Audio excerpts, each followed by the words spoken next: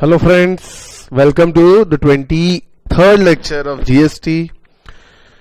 और आज हम लोग इस चैप्टर को कंप्लीट करेंगे। हमारा 8वां चैप्टर चालू था, हमने काफी कुछ इसमें कंप्लीट कर दिया था बेटा। आज हम क्वेश्चंस देखेंगे और उसके पहले एक छोटा सा टॉपिक, छोटा नहीं है वैसे बड़ा है, 1 घंटा लगेगा। ई way bill. E way bill, bill मतलब बिल, वे मतलब रास्ता, ई मतलब इलेक्ट्रॉनिक। रास्ते का इलेक्ट्रॉनिक बिल, या मैं बोलूं रास्ते का बिल, हाँ मतलब वही है, उसका मतलब वही है, रास्ते का बिल। आई बात समझ में? ये क्या होता सर, ये ई वे बिल वगैरह वगैरह? देखेंगे बेटा, इंपॉर्टेंट टॉपिक है, प्रैक्टिकल लाइफ में इसका रोज रेलेवेंस है, बहुत ज्यादा रेलेवेंस है। तो चलिए इसको स्टार्ट करते हैं। सबसे पहले तो इसको भूल जाओ, ठीक है। आज हमारा बेटा ये चैप्टर कंप्लीट हो जाएगा और उसके बाद 2 लेक्चर और हैं, मैं आपको बताया था लास्ट इसमें भी, ठीक है ना। 9 चैप्टर को 1 लेक्चर, 10 चैप्टर को 1 लेक्चर हमको लगेगा, ठीक है। तो चलिए विदाउट फेल स्टार्ट करते हैं। What is E way bill? अगर मैं आपको पहले थोड़ा बेसिक आप अगर जानना चाहो पहले क्या था, तो चलिए थोड़ी कहानी सुन लेते हैं। बेटा पहले ऐसा था कि एक टैक्स नहीं था, हर स्टेट के अलग टैक्स होते थे। तो होता क्या था, गुड्स अगर एक स्टेट से दूसरी स्टेट से आ रहा है, फॉर एग्जांपल समझ लीजिए दिल्ली से गुड्स महाराष्ट्र में आ रहे हैं, नागपुर में आ रहे हैं, बीच में ढेर सारे चेक पोस्ट थे, नाके थे, ऑक्ट्राय लगता था, जिसको नाकाबंदी भी हम लोग कई बार बोल सकते हैं, बराबर है। तो ऐसे केसेस में होता ये था कि ट्रक को कई बार रुकना पड़ता था, कई बार तो 5-5 दिन लंबी लाइन में वो ट्रक को खड़ा रहना पड़ता था, क्योंकि चेकिंग होती थी गुड्स की, बराबर है, नाकाबंदी जिसको हम बोलते हैं। बहुत प्रॉब्लम होता था। अब लेकिन ये सिस्टम चेंज हो गया है, जीएसटी के आने से ई वे बिल एक कंसेप्ट उसके अंदर डाला गया है।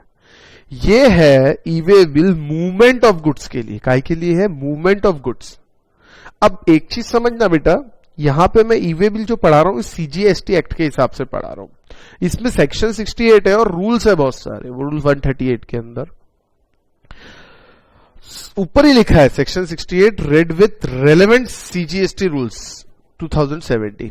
हर स्टेट ने ई वे बिल के अपने अपने रूल्स बनाए हैं, थोड़े थोड़े चेंजेस है, 95% तक सेम है, लेकिन 5% के चेंजेस है, हर स्टेट में अलग है। जैसे महाराष्ट्र की अगर मैं बात करूं तो मूवमेंट ऑफ गुड्स 1 लाख तक का अलाउड है, लेकिन e way bill CGST act rules के हिसाब से 50,000 की लिमिट है। हम देखेंगे ये चीज आगे। तो हमको बाकी स्टेट से मतलब नहीं, महाराष्ट्र किसी भी स्टेट से मतलब नहीं, हमको सीजीएसटी रूल्स पढ़ने हैं। ना आपके सिलेबस में है वो सब चीजें, ना कोई स्टेट का लॉ हमको पढ़ना है। मैं आपको पहले ही बताया था, हम लोग सीजीएसटी एक्ट पढ़ रहे हैं, और सीजीएसटी एक्ट और एसजीएसटी एक्ट लगभग हर स्टेट की सिमिलर है, ये भी आपको बताया था, कुछ एक प्रोविजंस छोड़ के। तो हर स्टेट के प्रोविजन से हमको कोई लेना देना नहीं है। तो ई वे बिल है क्या? It is an electronic document. बेटा जो भी होगा इलेक्ट्रॉनिकली होगा, ई फॉर्म में होगा, जीएसटी के पोर्टल पे होगा, जीएसटी साइट पे होगा, एविडेंसिंग मूवमेंट ऑफ गुड्स। आपको गुड्स मूवमेंट करना है एक स्टेट से दूसरे स्टेट, आपको ई वे बिल जनरेट करना पड़ेगा साइट पे। सर कौन करेगा, क्या करेगा, कैसे करेंगे, सब देखेंगे, लेकिन पहले इसके फायदे तो देख लो, पहले इसके फायदे देख लो। बेनिफिट्स है, physical interface to pave way of digital interface will pave way for digital interface resulting in elimination of state boundary check post। नाकेबंदी बंद, हर चेक पोस्ट पे रुकना, free and hassle free movement of goods, faster movement of goods, 5-5 दिन लंबी line, कुछ नहीं, कहीं आपको नहीं रोका जाएगा। आप ई वे बिल मतलब इसका मतलब आप ये बता रहे हो, जैसे आपने ई वे बिल में जनरेट किया, समझ लीजिए आपको दिल्ली से गुड्स नागपुर लाने हैं, आपने जनरेट कर दिया दिल्ली वाले सप्लायर ने कि भैया मैं ये गुड्स नागपुर भेज रहा हूं, बराबर है, और वो वहीं पे इंफॉर्मेशन दे देगा इलेक्ट्रॉनिकली जीएसटी पोर्टल पे कि मैं गुड्स ले जा रहा हूं और ये ट्रक में डाल के ले जा रहा हूं, ट्रांसपोर्टर का नाम, ये ट्रक नंबर, एक्सेट्रा एक्सेट्रा, बराबर। और उसके बाद वो गुड्स मूव होंगे, यानी डिपार्टमेंट को पहले ही पता है कि आपके गुड्स मूव हो रहे हैं। तो इसीलिए क्या होता है, हैसल फ्री मूवमेंट, कोई तकलीफ नहीं, कोई चेकिंग नहीं, कुछ नहीं। ठीक है sir. It will facilitate faster movement of goods. अरे कोई रोकेगा ही नहीं तो मूवमेंट फास्टर होगा ना। अभी मन में बहुत सारे आपके सवाल उठेंगे बेटा, लेकिन एक जरा 10-15 मिनट रुक जाना। कौन करेगा, कैसे करेगा, क्या होगा, अपडेट कैसे होगा, रिसिपेंट क्या करेगा, ट्रांसपोर्टर। सर हमको नंबर थोड़ी पता, ट्रक का कौन से ट्रक में ले जाएगा, बीच में ट्रक बदल दी उसने तो। सबके जवाब है, सबके जवाब है। थोड़ा सा पेशेंटली सुनिए, आपको 1 घंटे में आपके सारे डाउट्स क्लियर हो जाएंगे। ठीक है। It will improve turn around time of truck. भैया टाइम कम लगेगा तो आवाजाही ज्यादा होगी। And help logistic industry by increasing average distances travel, reducing travel time as well as cost. जिस ट्रक को 5 दिन में पहुंचना चाहिए, अगर उस ट्रक को 10 दिन लगते थे पहले पहुंचने के लिए, जिस ट्रक को पहले 10 दिन लगते थे पहुंचने के लिए, अब वो 5 दिन में पहुंच जाएगा। तो ट्रेवल इंडस्ट्री का turn around time, logistic industry का टर्न अराउंड टाइम बढ़ जाएगा। यानी वो 1 महीने में ज्यादा ट्रांसपोर्ट कर सकते हैं। ज्यादा ट्रांसपोर्ट, उनकी कमाई ज्यादा और उनकी फिक्स्ड कॉस्ट कम, फिक्स्ड कॉस्ट पर यूनिट कम हो जाएंगी। अरे है कि नहीं। ई वे बिल इलेक्ट्रॉनिकली जनरेट होता है in form GST EWB, GST E way bill 01। ये फॉर्म आपको फिलअप करना पड़ता है, सॉरी इस फॉर्म में जनरेट होता है कॉमन पोर्टल पे, जीएसटी की साइट पे। और इसकी साइट अलग है बेटा, जीएसटीएन नहीं है, इसकी साइट अलग है www.ewaybillgst.gov.in। इस पे भी आपको रजिस्ट्रेशन करना पड़ता है, लेकिन ये अपने आप रजिस्टर्ड हो जाते हैं, इसमें कोई प्रॉब्लम नहीं है।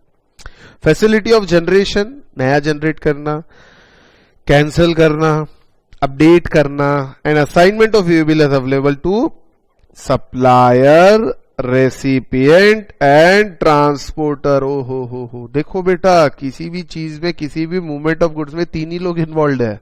कौन? एक रहता सप्लायर जो गुड्स बेचता है, एक रहता है रेसिपिएंट जिसको गुड्स मिलते हैं, और एक है ट्रांसपोर्टर जो गुड्स लेके जाता है। तो तीनों को ये पावर दिया है, तीनों को पावर दिया है, ये फैसिलिटी दी है। क्या, कौन सी फैसिलिटी? ई वे बिल जनरेट करने की फैसिलिटी, ई वे बिल कैंसिल करने की फैसिलिटी, ई वे बिल अपडेट करने की फैसिलिटी, ई वे बिल असाइन करने की फैसिलिटी। तीनों को दी हुई है। और 3 के अलावा चौथा कौन इन्वॉल्व रहता बेटा ट्रांजेक्शन में? नहीं सर, कोई और इन्वॉल्व नहीं रहता, सिंपल सी बात है। चलिए ठीक है। एक रिक्विजिट है, मतलब एक रिक्वायरमेंट है। क्या रिक्वायरमेंट है?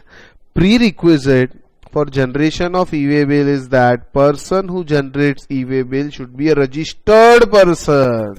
जो आदमी ई वे बिल जनरेट कर रहा है ये ई वे बिल वाली साइट पे जाके, वो कौन होना चाहिए? Registered person on GST portal में रजिस्टर होना चाहिए। यानी उसने रजिस्ट्रेशन रिक्वायरमेंट पूरी करनी चाहिए, चैप्टर 7 में हमने देखा। एंड वर्ड है, he should register on the e way bill portal also. मतलब रजिस्ट्रेशन चैप्टर 7 में जो पढ़ा था रजिस्ट्रेशन जीएसटी पोर्टल पे, वो तो लेना ही है बेटा तुमने। और साथ ही साथ ई वे बिल वाली साइट पे भी आप रजिस्टर्ड होने चाहिए। रजिस्टर करना है मतलब वो अपने आप हो जाता बेटा, वो रजिस्ट्रेशन नंबर के साथ आप ऑनलाइन रजिस्ट्रेशन ले सकते हैं। मान लीजिए इफ द सप्लायर, ये तो बात हो गई, मतलब सॉरी ये रजिस्ट्रेशन जो कर रहा है। If the transporter is not registered person under GST, अगर ट्रांसपोर्टर भाई छोटा आदमी है, वो रजिस्टर्ड नहीं है, it is mandatory for him to get enrolled on e way bill portal. आप अगर जीएसटीएन पोर्टल पे रजिस्टर्ड नहीं, आप यानी कौन?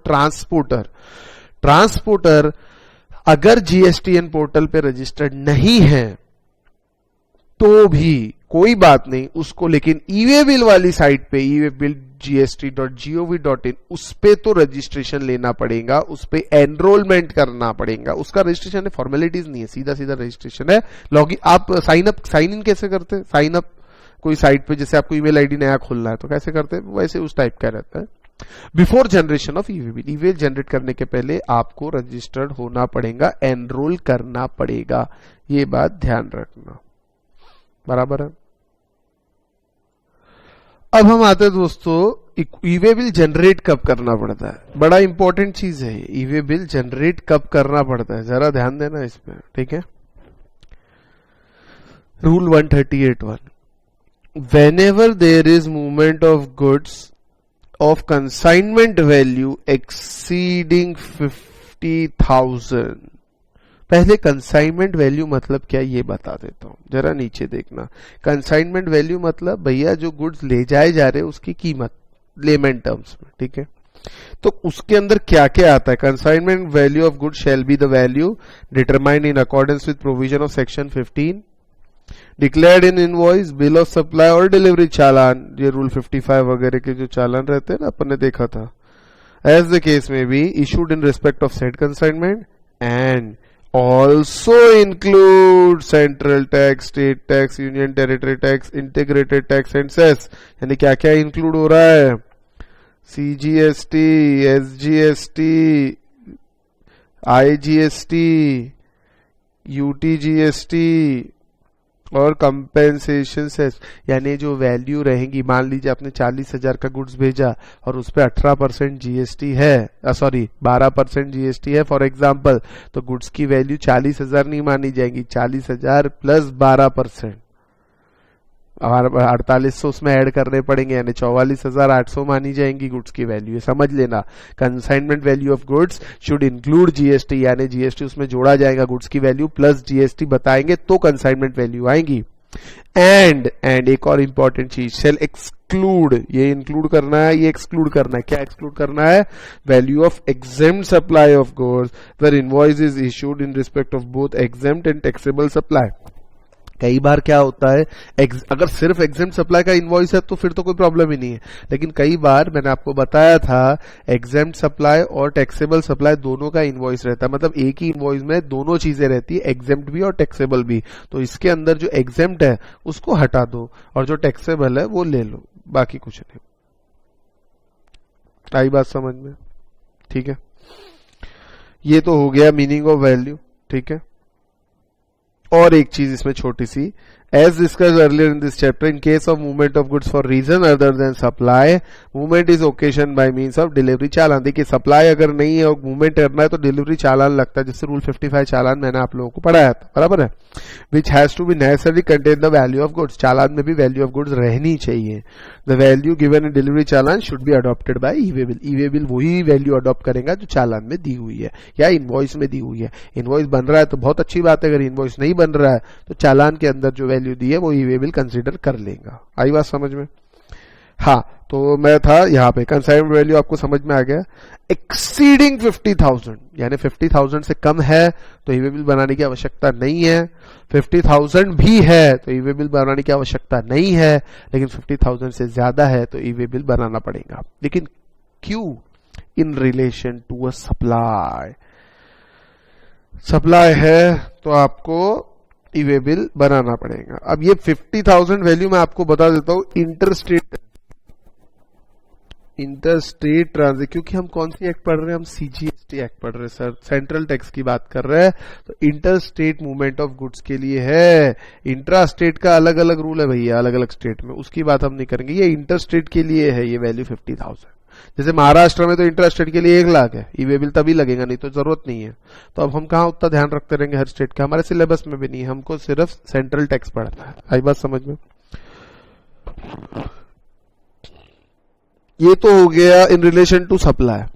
क्या गुड्स का मूवमेंट सिर्फ सप्लाई के लिए होता है? नहीं, बिना सप्लाई के भी होता है. बताया ना, stock transfer for reason other than supply, जैसे रूल 55 चालान. यहां तो इनवॉइस बनेगा, है ना, और यार रूल 55 चालान बनेगा. मेरा कहना ये है, मूवमेंट होना चाहिए गुड्स में. मूवमेंट है तो ई वे बिल बनाना पड़ेगा, फिर चाहे वो सप्लाई के लिए हो या reason other than supply. Supply हो या नहीं हो उससे फर्क नहीं पड़ेगा. आई बात समझ में? और एक चीज, due to inward supply from unregistered person. अब अनरजिस्टर्ड पर्सन तो ई वे बिल बना नहीं सकता, लेकिन आप रजिस्टर्ड हो और आपने अनरजिस्टर्ड पर्सन से गुड्स खरीदा, आपके लिए इनवर्ड सप्लाई हो गई वो. अरे समझ रहे क्या? आपके लिए वो इनवर्ड सप्लाई होती है, यानी सप्लायर जो भेज रहा है इसके अंदर इनवर्ड सप्लाई, वो फ्रॉम अनरजिस्टर्ड पर्सन, यानी सप्लायर अनरजिस्टर्ड है लेकिन आप रजिस्टर्ड हो, तो भी ई वे बिल बनाना पड़ेगा.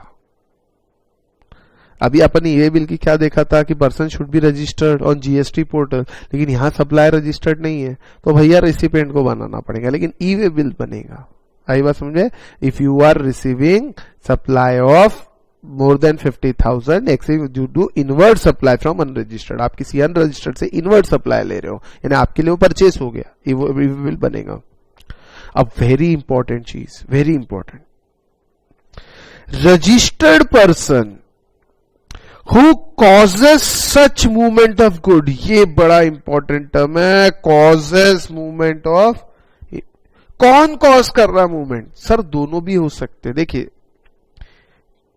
मूवमेंट ऑफ गुड कॉज करना, हु कॉजेस, ये दोनों भी हो सकते। कौन? सप्लायर, रेसिपिएंट,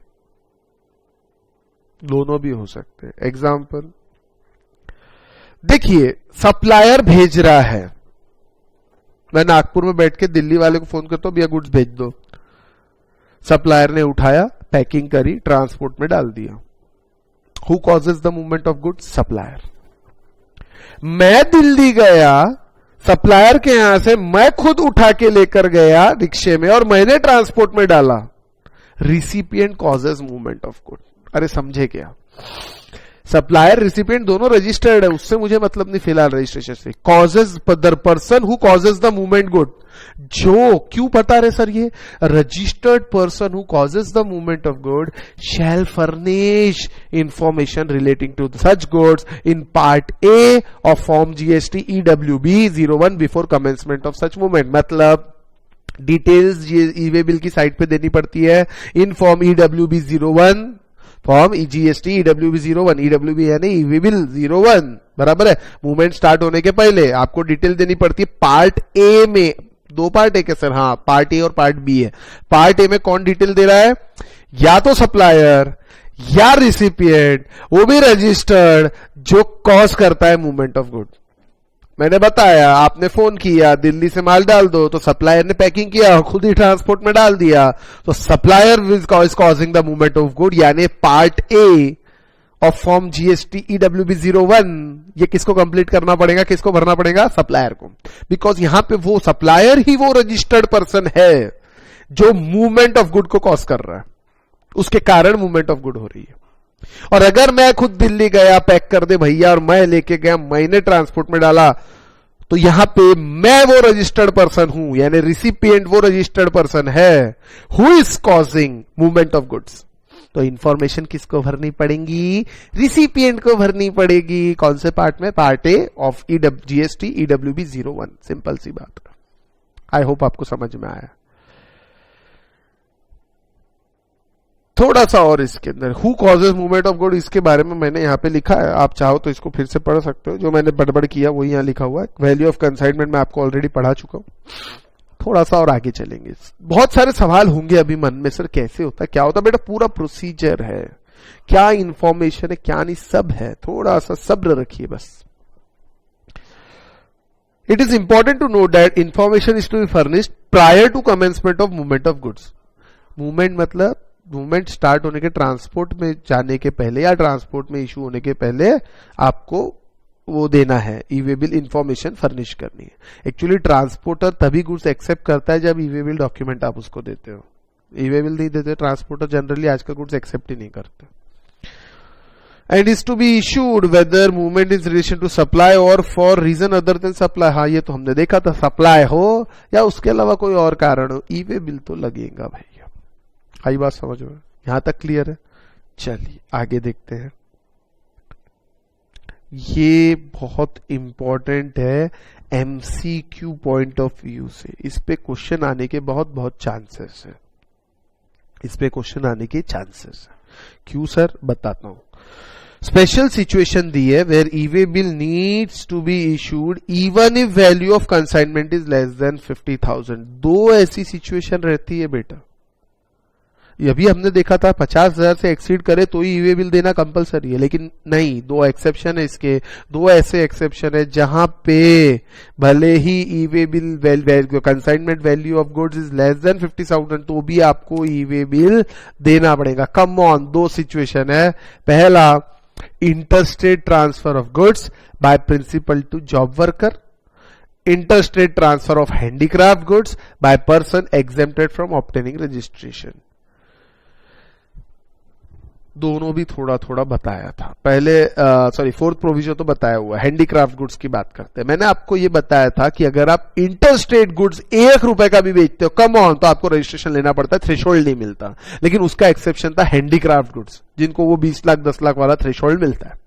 याद है तो अच्छी बात है, नहीं तो चुल्लू पर पानी लेना और देख लेना आपको क्या करना। बताया हुआ अच्छे से, चैप्टर 7 देख लेना, बहुत चीख चीख के चिल्ला के बताया था। भूल गए तो देखो आप क्या करना। तो ठीक है, तो यहां पे एक, वहां पे बोलता भी था मैं, ई वे बिल बनाना पड़ेगा, तो मैं बोलता था ये ई वे बिल बाद में आएगा, तो बस यही आ गया, समझ लो। यहां पे इंटरस्टेट ट्रांसफर हैंडीक्राफ्ट गुड, अदो आपने रजिस्ट्रेशन नहीं लिया है और आप हैंडीक्राफ्ट गुड ट्रांसफर, रजिस्ट्रेशन क्यों नहीं लिया सर? हम बेसिक थ्रेशोल्ड में आ रहे हैं ना, हैंडीक्राफ्ट गुड्स वालों को थ्रेशोल्ड अवेलेबल है, ये मैंने आपको बताया था। तो हमारा 10 लाख का ही टर्नओवर है, तो भले ही आप रजिस्टर्ड नहीं हो, लेकिन आपको कम ऑन 50,000 से कम हो, ज्यादा उससे कोई मतलब नहीं, ई वे बिल बनाना पड़ेगा। Where handicraft goods are transported from one state union territory to another state union territory by a person who has exempted from requirement of obtaining registration, the e-way bill shall be generated by the person irrespective of value of consignment. Sir कैसे generate करेंगे? तो registered नहीं है। अरे बेटा, GST की site पे registration registered नहीं है ना, ई-वे बिल की साइट पे तो रजिस्ट्रेशन लेना पड़ेगा ना उसको। अरे हाँ कि ना, मैंने आपको बताया था ना, एक सिंपल सा फॉर्म भरते रजिस्ट्रेशन मिल जाता है ई-वे बिल की साइट पे। ठीक है, ये तो था इंटरस्टेट। सर इंटर क्यों बोल रहे हैं? इंटरस्टेट इसलिए बोल रहा है क्योंकि हम सीजीएसटी रूल्स पढ़ रहे हैं बेटा, सेंट्रल टैक्स पढ़ रहे हैं, हम हर स्टेट का टैक्स नहीं पढ़ रहे, इसलिए इंट्रा नहीं इंटर की बात करूंगा फिलहाल। ठीक है, इसके बाद interstate transfer of goods by principal to job worker. अगर प्रिंसिपल अपने गुड्स को जॉब वर्कर के पास ट्रांसफर के लिए, जॉब वर्कर यानी कौन, कुछ काम करता है उसके ऊपर, जैसे मान लीजिए मेरा कपड़े का बिजनेस है, मैं कपड़े के रोल बनाता हूं, शर्ट वगैरह के, पैंट के, और मैं फिर जॉब वर्कर के पास भेजा। जॉब वर्कर कौन है? टेलर है। वो क्या करता है, मुझे अलग अलग साइज की शर्ट स्टिच करके मुझे वापस भेज देता है। इसको कहते हैं बेटा जॉब वर्कर। क्या कहते हैं? Job worker. अगर when goods are sent by principal, मैं प्रिंसिपल हूं, लोकेटेड इन वन स्टेट और union territory, to job worker located in another state और union territory, e way bill shall be generated either by principal, या मैं generate कर दूं या job worker generate करेगा, if registered, irrespective of value of consignment. 1 रुपए का भी सप्लाई करेंगे या सब 1 रुपए का भी गुड्स भेजेंगे तो आपको करना पड़ेगा। जॉब वर्कर को भेजते बेटा तो रूल 55 चालान रहता है, क्योंकि उसको सिर्फ, उसको हम वो नहीं बोलते, सप्लाई नहीं बोलते जॉब वर्कर को भेजने को। आई बात समझ में? चलिए बेटा आगे चलते हैं। इसके बाद एक और चीज आती है, bill to ship to model. ये आपको बताया था, याद होगा। इसके अंदर होता क्या है? Bill to ship to model, एक आदमी बिल कर रहा है, शिपिंग कहीं और से हो रही है। जैसे मान लीजिए सी ने ए को ऑर्डर दिया, सी ने ए को ऑर्डर दिया कि भैया मुझे इतने गुड्स भेज दीजिए, और ए क्या करता है, ए बी को फोन करता है, उसको ऑर्डर देता है, भैया एक काम कर, ये गुड्स सी को भिजवा दे, ये कर गुड्स सी को भिजवा दे। अब ए सी को इनवॉइस देगा और बी ए को इनवॉइस देगा, यहां 2 इनवॉइस बनती है। समझ रहे नहीं समझ रहे? चलो फिर से यहां जरा ध्यान देता हूं। In a bill to ship to model there are 3 person involve. उसमें कौन ई-वे बिल बनाएगा, क्या करेगा, वो देखना पड़ेगा कि नहीं। हाँ, A is the person who has ordered B to send goods directly to C. समझे क्या? ए इज द पर्सन, उसने ऑर्डर दिया बी को कि भैया सी को गुड्स भेज दे। ठीक है, B is the person who is sending goods directly to C on behalf of A. Movement कौन कॉज कर रहा है, ध्यान देना। C is the recipient of goods. In this scenario, 2 supplies are involved and accordingly 2 tax invoices are required to be issued. 2 tax invoice बनेंगे। Tax invoice 2 कैसे बन रहे हैं? अरे भैया, एक देगा बी ए को, issued by B to A, और एक देगा ए सी को, issued by A to C. It is clarified that either A और बी, देखिए मूवमेंट ऑफ गुड्स कौन से केस में हुआ? बी ने ए को जो इनवॉइस दिया, इसमें मूवमेंट नहीं हुआ गुड्स का।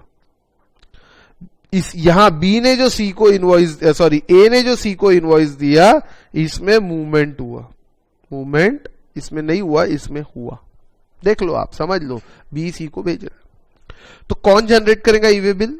वैसे तो जो मूवमेंट कॉज करता है बी ने जनरेट करना चाहिए, लेकिन यहां पे रूल्स कहते हैं ए भी जनरेट कर सकता है और बी भी जनरेट कर सकता है ई-वे बिल, लेकिन एक ही ई-वे बिल जनरेट होगा। इनवॉइस भले ही दो बन रहे हैं, अब ये मत बोलना सर दो ई-वे बिल बनाएंगे। अरे मूवमेंट तो एक ही हो रहा है ना बेटा। ई-वे बिल की रिक्वायरमेंट क्या है, 50,000 के ऊपर और मूवमेंट होना चाहिए गुड्स के अंदर, तो मूवमेंट तो एक ही बार हो रहा है ना। इनवॉइस 2 बार मूव हो रहे हैं लेकिन गुड्स तो एक ही बार मूव हो रहे हैं ना। तो इसीलिए generally who causes the movement for goods, कौन कॉज कर रहा है, बी कॉज कर रहा है, बी डाल के ट्रांसपोर्ट में भेज रहा है। लेकिन यहां पे ए बी नोटिफिकेशन आया प्रेस रिलीज 23/4/2018 को कि भैया इस केस में क्लैरिफिकेशन दिया कि ए भी ई-वे बिल बना सकता है, बी भी ई-वे बिल बना सकता है और कोई भी बना सकता है, कोई भी जनरेट कर सकता है। लेकिन कौन करेगा, कोई भी एक, दोनों नहीं तो बी भी कर देगा ए भी कर देगा, ऐसा नहीं होगा। कोई भी एक आदमी ई-वे बिल जनरेट कर सकता है। आई बात समझ में? यानी एक ई-वे बिल जनरेट करना है, सिंपल सी बात यह है। Only one e way bill required to be generated, ये बात ध्यान रखना। क्लियर है ये, एकदम क्लियर? हाँ सर, चलिए आगे देखते हैं। अब ई-वे बिल में क्या देना पड़ता सर, क्या इंफॉर्मेशन देना पड़ता? हाँ, ये सबसे इंपॉर्टेंट बात। क्या लिखेंगे सर आप ई-वे बिल के अंदर? आप कह तो रहे हैं, बताता हूं। An e way bill form GST EWB1 contains 2 parts, मैंने बताया था। एक है बेटा पार्ट ए, एक है पार्ट बी। पार्ट ए में डिटेल डालता है आपका सप्लायर या रेसिपिएंट।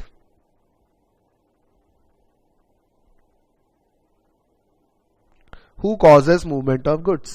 और एक चीज समझना, और एक चीज, पर्सन हु कॉजेज, और इसमें जो डिटेल रहती ना, पता है क्या रहती? जनरली इनवॉइस की डिटेल। इनवॉइस में जो डिटेल रहती ना, वही सब इसके अंदर भरना पड़ता है, बाकी कुछ नहीं। देख लो लिखा हुआ है क्या क्या। GST of supplier, GST of recipient, place of delivery, pin code, document, tax invoice, bill of supply, delivery charge, bill of entry कुछ भी हो सकती है, date, value of goods, HSN code, reason for transportation, ये सारी चीजें invoice में तो रहती है ना। To be furnished by registered person, to be furnished by a registered person और who is causing movement of goods concern value exceeding 50,000। And part B भी भरना पड़ता है, लेकिन पार्ट बी कौन भरेगा पता है? ट्रांसपोर्टर भरेगा, क्योंकि पार्ट बी में कौन से कन्वेंस से वो गुड्स जा रहा है, ट्रक से जा रहा है, काय से जा रहा है, और वो ट्रक का नंबर क्या है, कहां किसकी ट्रक है, नाम, पता, ट्रांसपोर्ट डिटेल्स, तो वो कौन देगा? ऑब्वियसली ट्रांसपोर्ट डिटेल्स तो ट्रांसपोर्टर ही ढंग से देगा ना सर, तो इसीलिए कौन भरेगा? ट्रांसपोर्टर। यानी ट्रांसपोर्टर ई-वे बिल को कंप्लीट करेगा पार्ट ए और पार्ट बी भर के। पार्ट ए तो हम भर देंगे, हम सप्लायर या रिसिपिएंट है, तो ट्रांसपोर्टर उसको कंप्लीट कर देगा। तो ट्रांसपोर्टर उसमें क्या डालेगा? ट्रांसपोर्टर उसमें लिखेगा ट्रांसपोर्ट डॉक्यूमेंट नंबर, जो बिल्टी नंबर नहीं रहता, बिल्टी नंबर। अरे ट्रांसपोर्टर कौन सी डॉक्यूमेंट इशू करता है? बिल्टी, बताया था, वो बिल्टी नंबर डालेगा।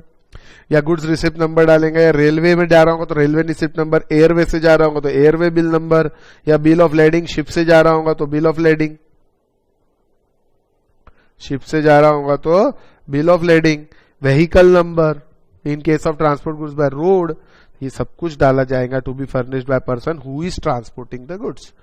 हाउएवर, अब ये बड़ी इंपॉर्टेंट चीज है, ये हाउएवर हेडिंग है, समझ लो, और ये उसके 2 पॉइंट है। 2 पॉइंट यानी first proviso, first proviso, second proviso, ये एक पॉइंट, ये दूसरा point. However information is part A. देखिए बेटा, पार्ट बी की इंफॉर्मेशन तो ट्रांसपोर्टर को ही भरना पड़ेगा, क्योंकि वो उसकी डिटेल्स है, बराबर है ना, उसके ट्रक की जो भी। और पार्ट ए की इंफॉर्मेशन ट्रांसपोर्टर भी भर सकता है। Recipient supplier who causes the movement of goods, वो तो भरेगा। लेकिन अगर उस रजिस्टर्ड पर्सन ने या रिसिपिएंट सप्लायर ने ट्रांसपोर्टर को ऑथराइज कर दिया तो वो भी भर सकता है, कोई प्रॉब्लम नहीं है। Information in part A may be furnished by the transporter on an authorisation receive from such registered person. Transporter भर सकता है, कोई प्रॉब्लम नहीं। या फिर और information in part A may be furnished by the e commerce operator, जैसे Amazon, supplier अलग रहता है, रेसिपिएंट अलग रहता है, ट्रांसपोर्टर कुरियर एजेंसी रहती है, तो ये अमेजोन कौन रहता है? ई कॉमर्स ऑपरेटर, वो भी ई वे बिल बना सकता है। समझ आई बात? और courier agency where the goods are to be transferred supplied through an e-commerce operator or a courier agency on authorization received from the consigner, जो बेच रहा है। अमेजोन पे होता क्या है? सप्लायर अलग रहता है, रिसिपिएंट आप मान लो मैं सप्लायर हूं, मैं गुड्स बेच रहा हूं, आप रिसिपिएंट हो, ई कॉमर्स ऑपरेटर कौन है? अमेजोन, और एक कुरियर एजेंसी इन्वॉल्व है ना? तो सप्लायर बोल सकता है भैया, या तो अब यहाँ पे ट्रांसपोर्टर कौन हुआ? कुरियर एजेंसी, ट्रांसपोर्ट वाला थोड़ी है, courier agency is the transporter, बराबर है। और अमेजोन कौन है? ई कॉमर्स ऑपरेटर, वो एक चौथा आदमी इन्वॉल्व हो गया, तो वो भी चाहे तो बना सकता है। अमेजोन को भी हम ट्रांसपोर्टर बोल देंगे, भैया वही करा रहा है हमारी डील, है ना? तो ई कॉमर्स ऑपरेटर भी चाहे तो ई वे बिल बना सकता है। Part A detail, part A है क्या बेटा? इनवॉइस की डिटेल है जो आपको ई वे बिल साइट पे अपडेट करनी है, बराबर है ना? तो वो तो इनवॉइस तो आपके पास आएगा ही, सप्लायर इनवॉइस बना के देगा, तो आप उसके अंदर डिटेल फिलअप कर दीजिए, और क्या। आई बात समझ में? अब कुछ चीजें, who is mandatorily required to generate e way bill, कुछ रूल्स है, इनको e way bill mandatorily generate करना ही पड़ेगा, करना ही पड़ेगा। ठीक है, कौन कौन है ये जरा ध्यान देना, एग्जाम पॉइंट ऑफ व्यू से बहुत ज्यादा रेलेवेंट नहीं है, लेकिन और इसके बाद और आता है, who is not mandatory to furnish details of conveyance in part B.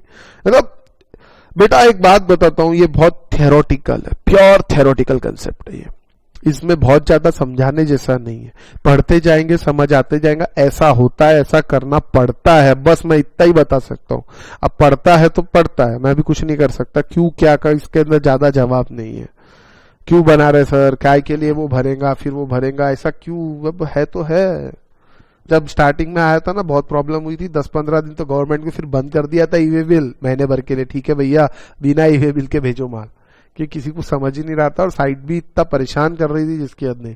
फिर करीब 4-6 महीने बाद वापस ई वे बिल लाया गवर्नमेंट ने, उसको सब ठीक ठाक करके। इतना कंफ्यूजन हुआ था इसके अंदर।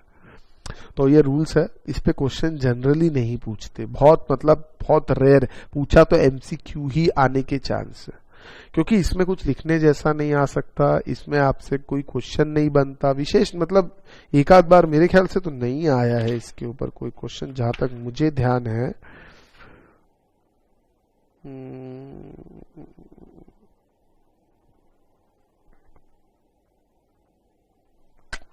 नहीं आया है, एक आधी क्वेश्चन आया है बस ई वे बिल के ऊपर।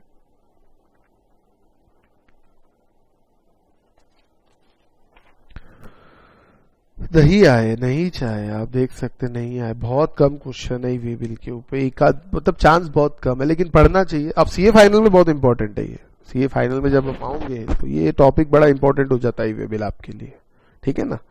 तो चलिए हम तो पढ़ते हैं, अभी हमको समझना है, ज्यादा नहीं है बेटा, 1 घंटे की बात है, उसके बाद ये कंप्लीट हो जाएगा। Who is mandatorily required to generate, किसको जनरेट करना पड़ेगा ई वे बिल, ध्यान देना। अब कुछ रूल्स है, 138(2)(3) 2A, उसका proviso, first proviso, second proviso और एक्सप्लेनेशन, ये सब ध्यान रखने की जरूरत नहीं है, आप सिर्फ कंसेप्ट ध्यान दीजिए, ठीक है? Where the goods are transported by registered person, whether as consignor or recipient as the consignee, whether in its own conveyance or hired one or public conveyance by road, the said person shall have to generate e-way bill by furnishing information in Part B on common portal. Sir नहीं समझ आया, मालूम ना, example लेते ना। आप मुंबई में हो, मुंबई से आपने एक टीवी खरीदा, मुंबई से आपने टीवी खरीदा, और वो टीवी आप ले जाना चाहते हो छत्तीसगढ़ में, अपने घर रायपुर में। सर मुंबई से क्यों लाएंगे? अरे जान दो ना क्यों लाएंगे, इच्छा हो गई मुंबई से लाया, मेरी मर्जी है ना। और टीवी है 80,000 रुपए का, और मुंबई से रायपुर में कार से जाने वाला, जस्ट इमेजिन, स्टेट बदल गए, हाँ मुंबई महाराष्ट्र और छत्तीसगढ़ रायपुर बराबर। Interstate supply of taxable goods supply हुआ, इंटरस्टेट हुआ, और टीवी 80,000 का, 50,000 के ऊपर है। Who is causing movement of goods? Sir supply, recipient, मैं खुद जा रहा, मैं खुद खरीद रहा। ट्रांसपोर्ट में डाला तो ठीक है, पार्ट बी आपको भरना पड़, ट्रांसपोर्टर भरेगा, लेकिन अगर आपने ट्रांसपोर्ट में नहीं डाला, खुद ही एक कन्वेंस हायर किया या खुद ही खुद की कार में डाल के ले गए, जाओ। तो कन्वेंस क्या हुआ? आपकी खुद की कार। यानी either you have hired the conveyance या it is your own conveyance. समझ लो चीज, whether in is own conveyance और अ हायर्ड वन और a public conveyance by road. समझ रहे बात? समझ रहे नहीं समझ रहे? आप कौन हुए? कंसाइनर कौन था? वो टीवी की दुकान वाला, उसने आपको दे दिया, आप लेकर चले गए। Who is causing movement of goods? You are the recipient and you are the consignee. अरे मैं नहीं खरीदार, मैं ही रिसिपिएंट हूं, मैं ही कंसाइनी हूं। कंसाइनर वो था भेजने वाला, मैं ले जाने वाला, मैं ही रिसिपिएंट। समझे नहीं समझे? अब मैं खुद के कन्वेंस से खुद की कार में डाल के ले जाऊं या कोई कार हायर कर लूं, टैक्सी में डाल के ले जाऊं या ट्रांसपोर्ट पब्लिक कन्वेंस में ले जाऊं, पब्लिक कन्वेंस बस में डाल के ले जाऊं। अरे रोड ले जा सकता ना यार, मुंबई से रायपुर बस में जा रहा, मेरी मर्जी। समझ रहे नहीं समझ रहे? मैं बस में ले जाऊं, मैं मेरी कार में ले जाऊं या मैं किसी की टैक्सी हायर कर लूं। अब ट्रांसपोर्टर कौन हुआ जी? वो टैक्सी वाला रजिस्टर्ड रहेगा क्या? नहीं। मैं खुद की कार, मैं रजिस्टर, मेरी कार रजिस्टर्ड है क्या? नहीं। समझ रहे नहीं समझ रहे? हाँ। तो ऐसे केस में द सेड पर्सन, कौन है सेड पर्सन? मैं, consignee, have to generate e-way bill by furnishing information in part B of the common portal। Part A तो सप्लायर कंप्लीट कर देगा, लेकिन पार्ट बी फिर ट्रांसपोर्टर का काम आपको ही करना पड़ेगा, पार्ट बी आपको ही भरना पड़ेगा। पार्ट बी में आप लिखोगे मैं मेरी कार में ले जा रहा, ये मेरी कार का नंबर है, ये लो भैया। इससे mandatorily you have to generate the e way bill. आई बात समझ में? चलिए 138(3) where the e-way bill is not generated by registered person and goods are handed over to transporter for transportation goods by road। Okay, यानी समझना हुआ क्या? मैं सप्लायर हूं, आपने मुझे ऑर्डर दिया, आप नागपुर के हो, मैं दिल्ली का हूं, मैंने कुछ नहीं किया, 1 लाख के गुड्स सीधा ट्रांसपोर्टर को दे दिए, ले पकड़ इनवॉइस जा। ट्रांसपोर्टर बोलता है अरे ई-वे बिल आया, नहीं देता, लेना है तो ले। ट्रांसपोर्टर बेचारा छोटा आदमी था, तो क्या ट्रांसपोर्टर खुद ई-वे बिल बना सकता है? हाँ, पार्ट बी तो वही कंप्लीट करेगा, तो क्या पार्ट ए भी ट्रांसपोर्टर कंप्लीट कर सकता है? Yes. Registered person shall furnish information. Information कौन सी? रजिस्टर्ड पर्सन इनवॉइस तो देगा ना यार। और पार्ट ए मतलब क्या? इनवॉइस की डिटेल्स उसमें भरनी पड़ती है, ज्यादातर वही रहती है ना। Relating to transporter in part B on common portal and e-way bill shall be generated by transporter on the said portal on the basis of information furnished by registered person in part A। यानी e-way bill is not generated by registered person and goods are handed over to transporter, तो transporter भी registered person की जगह पे e-way bill generate कर सकता है। Part B तो वही भरेगा और पार्ट ए भी चाहे तो वो भर सकता है, या जो भी इंफॉर्मेशन रजिस्टर्ड पर्सन उसको फर्निश करेगा इन पार्ट ए। पार्ट ए के लिए बोलो या पार्ट ए में बोलो। फिर the goods are transport by railway और बाय एयर और वेसल। अभी तक हम देख रहे थे रोड, अभी रोड के अलावा क्या हो सकता है? रेलवे हो सकता है, हाँ, हवा से हो सकता है, हाँ, वेसल यानी शिप से हो सकता है, इनसे भी गुड्स ट्रांसपोर्ट हो सकता है। हाँ, क्यों नहीं हो सकता? अरे वाह, मेरी मर्जी भैया, हो सकता है, बिल्कुल हो सकता है। तो क्या होगा? E-way bill shall be generated by registered person being supplier or recipient who shall either before or after commencement of movement furnish information in part B, that is transport document number, receipt number, railway receipt number, airway bill number, bill of lading on common portal। मतलब क्या हुआ पता है इसका? Part A तो supplier या recipient भरेगा ही भरेगा, लेकिन रेलवे, एयर और वेसल के केस में देखिए, जब रोड से ट्रांसपोर्ट करते तो बिफोर मूवमेंट ऑफ गुड्स आपको सारी डिटेल भरनी पड़ती है, ट्रांसपोर्टर को पार्ट बी कंप्लीट करना पड़ता है। लेकिन यहां पे रेलवे में भेज रहे हो या वेसल में भेज रहे हो या बाय एयर भेज रहे हो, तो बिफोर और after commencement of movement of goods, goods move होने के पहले, बिफोर या आफ्टर, आपको रिसिपिएंट को या रजिस्टर्ड पर्सन या सप्लायर या रिसिपिएंट को ट्रांसपोर्ट डिटेल भरनी पड़ेगी। अगर ट्रांसपोर्ट हो रहा है रेल से, एयर से, वेसल से, यानी रेलवे वाले नहीं भरेंगे, एयर वाले नहीं भरेंगे, वेसल वाले नहीं भरेंगे, आपको भरना पड़ेगा अगर ये केस है तो, मैंडेटरीली। ठीक है सर, क्यों? अरे क्यों, जान दो ना यार, भरना पड़ेगा मतलब भरना पड़ेगा, रूल्स है, मैं क्या करूं। When the goods are transported by railway, एक और एक्स्ट्रा इसका प्रोविजो है, ये जो रूल है ना, इसको प्रोविजो है। तो ये रूल, ये जो 138(2)(a) किस चीजों के लिए है सर? ये रेलवे के लिए है, ये एयर के लिए और वेसल के लिए, और ये प्रोविजो किसके लिए, ये सिर्फ और सिर्फ रेलवे के लिए, समझे, ठीक है। There is no requirement to carry e way bill along with goods, but railway has to carry invoice और डिलीवरी चालान और bill of supply as the case may be along with goods. Further, e-way bill generated from movement is required to be produced at the time of delivery of goods. Railway shall not deliver unless e-way bill is required. Required rules is produced at the time of delivery. नहीं समझा, मैं समझाता हूँ, ध्यान देना बेटा मेरी बात.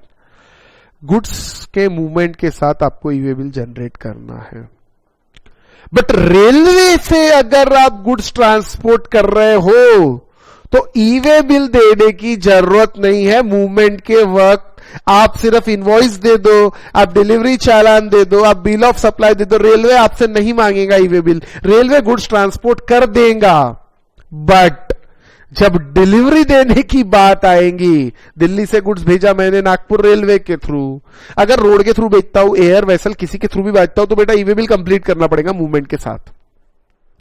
लेकिन रेलवे के अंदर ऐसा है, एक प्रोविजन डाला हुआ है, रेलवे बिना ई-वे बिल के भी गुड्स एक्सेप्ट कर लेगा, मूवमेंट भी कर देगा. क्या चाहिए उसको, बस या तो इनवॉइस चाहिए, या डिलीवरी चालान चाहिए, या बिल ऑफ सप्लाई चाहिए, कुछ तो भी चलेगा. लेकिन जब रेलवे डिलीवरी देगा ना नागपुर में, तो रेलवे बोलेगा ई-वे बिल लाओ, और अगर आपने ई-वे बिल नहीं दिया तो रेलवे डिलीवरी नहीं देगा. अरे रेलवे से गुड्स ट्रांसपोर्ट को एक छोटा सा बेनिफिट है कि वो थोड़ा लेट भी ई-वे बिल ले सकते हैं. ये रेलवे का बेनिफिट है, बाकी कुछ नहीं. अब रेलवे इसलिए होगा, इसका रीजन क्योंकि गवर्नमेंट ऑफ इंडिया की ये रेलवे, प्राइवेट वाले की तो है नहीं, तो चोरी होने के चांस नहीं है, क्योंकि रेलवे थोड़ी चोरी का धंधा करेगी, स्मगलिंग करेंगी, बराबर है ना. तो इसीलिए ऐसा होगा शायद. First provision to section 138(3). The registered person or transporter may at his option generate and carry e-way bill even if value of consignment is less than 50,000. e-way bill mandatory है अगर 50,000 या उससे 50,000 से ज्यादा value of goods, consignment value of goods है. लेकिन अगर कम रही तो भी ई-वे बिल आपकी इच्छा है तो आप बना सकते, जरूरी नहीं है, लेकिन बना सकते. रजिस्टर्ड पर्सन भी बना सकता है, ट्रांसपोर्टर भी बना सकता है. अब आपको बता देता हूँ, आजकल पता है क्या होता है, रजिस्टर्ड पर्सन बनाए नहीं बनाए, 50,000 से कम का है वो नहीं बनाता है, लेकिन ट्रांसपोर्टर ई-वे बिल जनरेट कर ही लेता है. उसको टेंशन चाहिए नहीं, रास्ते में ट्रक रोकेगा कहाँ है ई-वे बिल, क्या कुछ समझाने का काम ही नहीं, वो जनरेट कर लेता है. बस आदत है आजकल, ये चल रहा है. Second provision, where the movement is caused by unregistered person either in his own conveyance or hired in one or through transporter, he or the transporter may at option generate the e-way bill. ये आपका second provision 138(3) का ये वाला आप generate कर सकते. ये car वाला एग्जांपल था. और उसके बाद explanation, where the goods are supplied by unregistered supplier to recipient who is registered, movement shall be caused by such recipient if recipient is known at the time of commencement of movement of goods. सीधी बात है, recipient अगर unregistered supplier है और recipient registered है, तो हम ये मान लेंगे कि रेसिपिएंट, अगर recipient is known at the time of the conveyancement, जब भी रेसिपिएंट कौन है, किसको गुड्स मिलने वाले वो हमको पता है, तो हम ये मान लेंगे कि कॉज मूवमेंट कौन कॉज कर रहा है, रेसिपिएंट कॉज कर रहा है. ये बात ध्यान रखना. और ई-वे बिल का पार्ट है, फिर किसको कंप्लीट करना पड़ेगा, रेसिपिएंट को करना पड़ेगा. अब हम आते हैं when it is not mandatory to furnish e way bill. कब ई-वे बिल बनाना जरूरी, furnish details of conveyance in part B, sorry, when it is not mandatory to furnish details of conveyance in part B. When it, second चीज बेटा, when it is not mandatory to furnish detail of conveyance, यानी अब इसमें आपको details of conveyance नहीं देना है part B के अंदर. details of conveyance and detail of transport जो हम पार्ट बी के अंदर देते, तो कब नहीं देना है, ठीक है. Explanation 2 to Rule 138(3) stipulates that e-way bill is a valid for movement of goods by road only when information in part B is furnished. जब आप रोड से भेज रहे हो तो भैया जरूरी है. However, details of conveyance may not be furnished in part B of the e-way bill where the goods are transported for a distance up to 50 km within a city, within a state or union territory. अगर आप state के अंदर ही भेज रहे हो और सिर्फ 50 kilometre के अंदर ही भेज रहे हो, same state same union territory, यानी इंटर स्टेट नहीं हो रहा है, इंट्रा स्टेट ही है और सिर्फ 50 किलोमीटर तक का डिस्टेंस है, तो ई वे बिल की जरूरत नहीं है। आई बात समझ में? फ्रॉम द प्लेस, और उसके बाद third provision, from the place of business of consignor to the place of business of transporter for further transportation. Consignor के प्लेस से ट्रांसपोर्टर तक भेज रहे हैं तो भी ई वे बिल की जरूरत नहीं है। और from place of business of transporter finally to the place of business of consignee, transporter से कंसाइनी के अगर यहां भेजा जा रहा है तो भी आपको ई वे बिल का अपडेट करने की जरूरत नहीं है। लेकिन ये कब, ये सब कब है? ये प्रोविजो 138(5) वाला है, ये देखिए प्रोविजो टू 138(5), ठीक है। अब इसके अंदर 138(5) क्या होता है वो पहले समझना जरूरी है। तो 138(5) बेटा यहां लिखा हुआ, तो इसको थोड़ी देर के लिए रुक जाओ, थोड़ी देर के लिए। सबसे पहले unique e way bill number, ये क्या होता है भैया? ई वे बिल जनरेट होता है तो एक ई वे बिल नंबर मिलता है, बाकी कुछ नहीं है ये। Upon generation of e way bill on common portal a unique e way bill number EBN, जिसको हम कहते हैं, shall be made available to the supplier, the recipient and transporter on common portal. यानी सप्लायर को, recipient को और transporter को, तीनों को कॉमन पोर्टल के अंदर ये नंबर दे दिया जाता है। आई बात समझ में? तीनों को अवेलेबल हो जाता है। हाँ, transfer of goods from one conveyance to another, जरा इस पे ध्यान देना बेटा। इसका दूसरा नाम पता क्या है? Transshipment of goods. कस्टम्स में बड़ा ये यूज होता है वर्ड ट्रांसशिपमेंट, ठीक है ना। अभी के लिए आपको समझाता हूं, बहुत बढ़िया चीज है ये। इसको समझने के लिए मेरी इच्छा है पहले आप ये एग्जाम्पल देखिए, पहले आप ये एग्जाम्पल देखिए, आपको बहुत अच्छे समझ में आएगा। बेटा ध्यान देना, मैं यहाँ पे सिटी के नाम देना चाहूंगा, ठीक है। अ कंसाइनर, बहुत ध्यान से ये एग्जाम्पल देख लो, आपका पूरा कंसेप्ट क्लियर हो जाएगा। A consignor is required to move goods from city X to city Z। मान लीजिए सिटी X महाराष्ट्र में है, सिटी X जो है वो महाराष्ट्र में है, और सिटी Z जो है वो गुजरात में है, ठीक है। इंटरस्टेट मूवमेंट हो गया। हाँ, he appoints transporter A for movement of goods. Transporter A को बोलता है भैया गुड्स लेकर जा। Transporter A move goods from city X to city Y। City X कहां थी? महाराष्ट्र में। लेकिन सिटी, अब जाना नागपुर से तो बीच में उत्तर प्रदेश आएगा ना यार, गुजरात जाते हुए, और समझ लो ये सिटी Y यूपी में है, भोपाल से होते हुए गुड्स जाते हैं।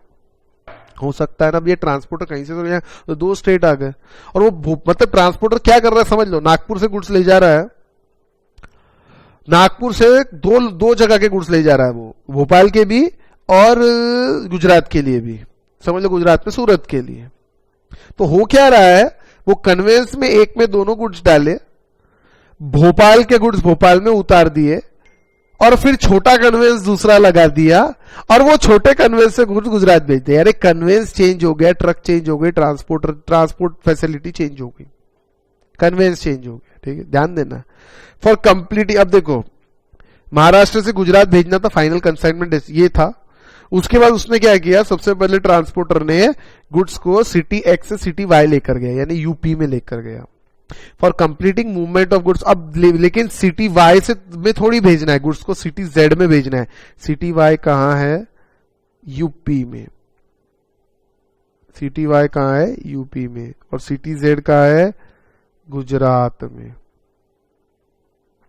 Transporter now hands over goods to transporter B. Transporter change, transporter change, truck number change, सब कुछ चेंज हो जाएगा। तो ई वे बिल का क्या होगा, ये सवाल है। इसके जवाब यहां पे दिए हुए हैं, और सीधा आप ये पढ़ लो तो आपका काम हो जाए, ध्यान देना।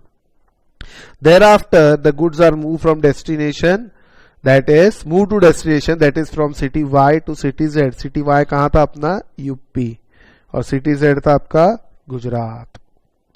समझ गए आप? हाँ समझ तो गए। लेकिन कौन ले जा रहा है? Transporter B. यानी 2 ट्रांसपोर्टर इन्वॉल्व हो गए, 2 ट्रक इन्वॉल्व हो गई।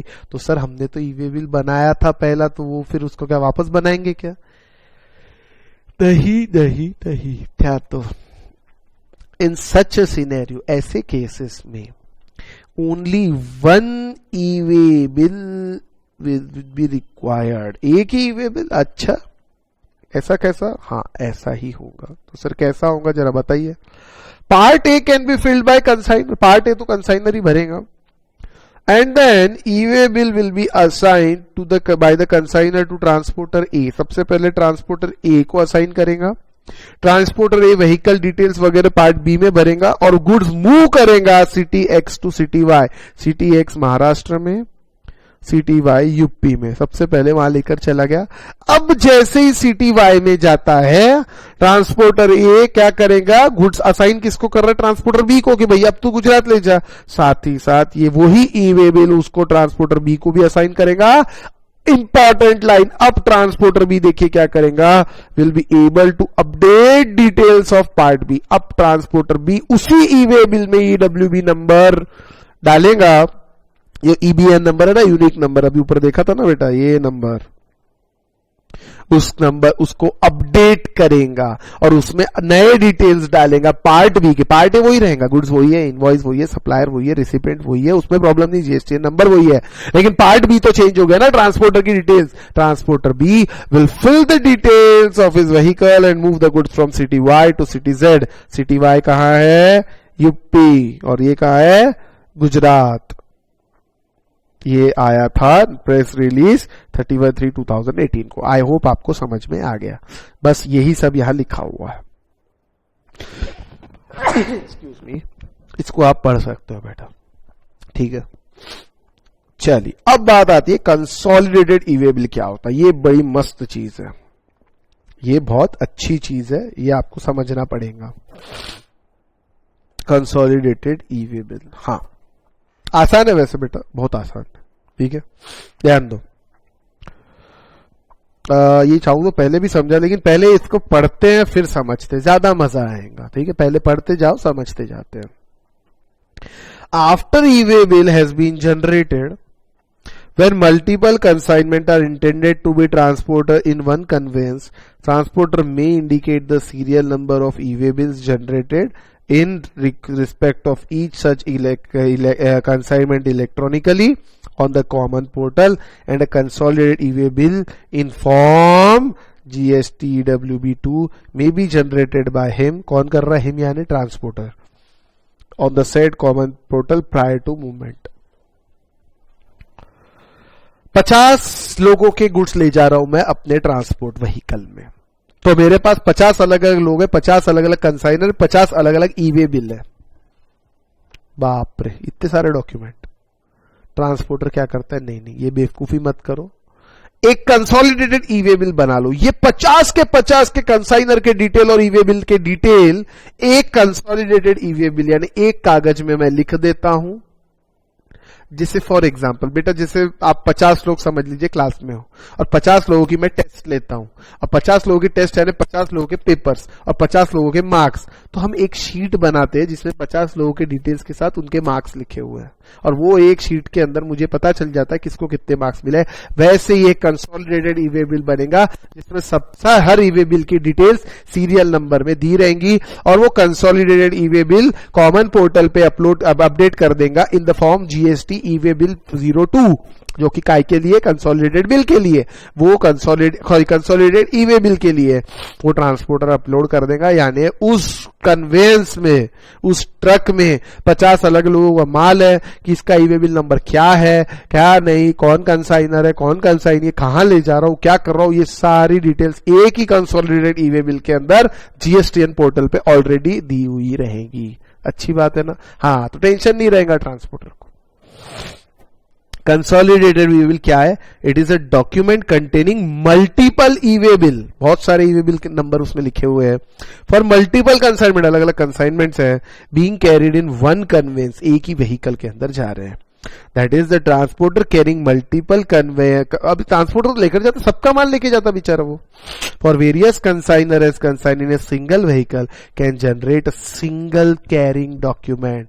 एक ही डॉक्यूमेंट कैरी करेगा, वो कौन सा? Consolidated e way bill, instead of carrying separate document for each consignment in convince. एक 50 रखेगा, उससे अच्छा एक बना के ले जा भैया. Consolidated e way bill is like a trip sheet. एक ट्रिप शीट है, मैं कहाँ जा रहा, और वो क्या करते हैं, details of different E way bills रहेंगी उसके अंदर। भैया ये आदमी कंसाइनर है, ये कंसाइनी है, और ये उसका ई वे बिल नंबर है, अब तुम देखते रहो डाल के, ठीक है। In respect of various consignment being transported in one vehicle and these e-way bills have different validity period, सबका validity period different रहेगा। अब validity period क्या होता है ये हम लोग थोड़ी देर में देखने वाले बेटा। validity period ये देख लीजिए, ये है validity period, थोड़ी देर में देखने वाले, ठीक है। Hence consolidated e-way bill does not have any independent validity period, उसका validity period कुछ रहता नहीं है। Further, individual consignment specified in consolidated e-way bill should reach the destination as a validity period of individual e-way bill। validity period क्या होता है थोड़ी देर के लिए बताऊंगा, मतलब बाद में बताऊंगा। मतलब देख पहले समझ लो validity period के बारे में थोड़ा सा। ये जो वैलिडिटी पीरियड है, ये ई-वे बिल कितनी देर तक वैलिड रहेगा, कितने दिन तक वैलिड रहेगा, वो बताता है। तो मेरा ये कहना है कि कंसोलिडेटेड ई-वे बिल का कोई वैलिडिटी पीरियड नहीं है, लेकिन कंसोलिडेटेड ई-वे बिल में जो बहुत सारे अलग अलग ई-वे बिल की डिटेल्स दी है, उनका इंडिविजुअल वैलिडिटी पीरियड ही रहेगा, और वो उतने दिन में कंप्लीट हो जाना चाहिए ट्रांसपोर्ट, नहीं तो वो लैप्स होते जाएंगे। यही बात समझ में, हालांकि उसको अपडेट कर सकते हैं, लेकिन वो बात की बात है। चलिए अब इसके बारे में थोड़ी सी और detail. Further, where consignee has not generated the e-way bill in GST EWB1 and aggregate of consignment value of goods is more than 50,000, ये बड़े काम की चीज है। 5 कंसाइनी के गुड्स लेकर जा रहा है ट्रांसपोर्ट वाला, उसकी वैल्यू 10,000, 9,000, 25,000, 40,000 और 45,000। Consigner A B C D E, 5 अलग अलग लोग हैं। ये पांचों को भी ई-वे बिल जनरेट करने की जरूरत है क्या? नहीं है, जरूरत ही नहीं है। लेकिन समस्या ये है इसकी टोटल 50,000 से ज्यादा हो रही है, तो क्या प्रॉब्लम है सर? ध्यान देना, एक ही कन्वेंस में जा रहे हैं। हाँ, Where the consignor has not generated e-way bill in GST EWB1, काय को जनरेट करेगा, जरूरत ही नहीं है, बराबर। या and aggregate of consignment value carried in a conveyance is more than 50,000, इनकी एग्रीगेट 50 से ज्यादा है। The transporter except in case of transport goods bye railway, air, vessel, यानी इन 3 में ये काम नहीं करना पड़ेगा। कम ऑन, कौन से 3? रेलवे, एयर, वेसल में ये काम नहीं करना पड़ेगा आपको, लेकिन ट्रांसपोर्ट इसके अलावा कौन सा बचता? बाय रोड, उसमें ये काम करना पड़ेगा। क्या काम करना पड़ेगा? In respect of interstate supply generate the e way bill in form GST EWB1, transporter को जनरेट करना पड़ेगा। अरे यार, on the basis of invoice and bill of supply और delivery challan as the case में be, and may also generate a consolidated bill, वो उसकी इच्छा, कंसोलिडेटेड ई-वे बिल जनरेट करना नहीं करना वो उसकी इच्छा। 17 डॉक्यूमेंट कैरी करने से अच्छा एक लिस्ट लेके चलो, ट्रिप शीट टाइप्स, वो ज्यादा बेटर रहता है। इन जीएसटी EWB2 ये तो आपको पता है, common portal prior to movement of goods. लेकिन ये तो सर आपने बता दिया, क्यों? Provision of this rule have not been made effective, आज की तारीख में ये इफेक्टिव नहीं है, लेकिन लॉ में है, कभी भी गवर्नमेंट नोटिफिकेशन के जरिए इसको इफेक्टिव कर सकती है, एग्जाम में क्वेश्चन आ सकता है। समझ आई बात? यानी सीधी सीधी बात है सर, अगर कंसोलिडेटेड टोटल कन्वेंस के अंदर जो ले जा रहा है कंसाइनी की, अगर वो 50,000 से ज्यादा है तो फिर ट्रांसपोर्टर को मजबूरन EWB01 भरना पड़ेगा, इनवॉइस की डिटेल डालनी पड़ेगी। पार्ट बी तो खुद ही कंप्लीट करता है, और चाहे तो वो कंसोलिडेटेड ई-वे बिल EWB02 में बना सकता है। सिंपल सी बात, आई बात समझ में? और एक और प्रोविजन है, where a goods transported supplied through e commerce operator, courier agency, the information in part A of form GST EWB1 may be furnished by such e-commerce और courier agency, तो आपको बताया था, ठीक है। एक और छोटी सी चीजें देख लीजिए, 2 छोटी सी चीजें रादर, ये दोनों। Information submitted for e-way bill can be used for filing GST return. Yes. Information furnished in Part A of e-way bill shall be made available to the registered supplier on common portal who may utilize the same for furnishing details in GSTR1.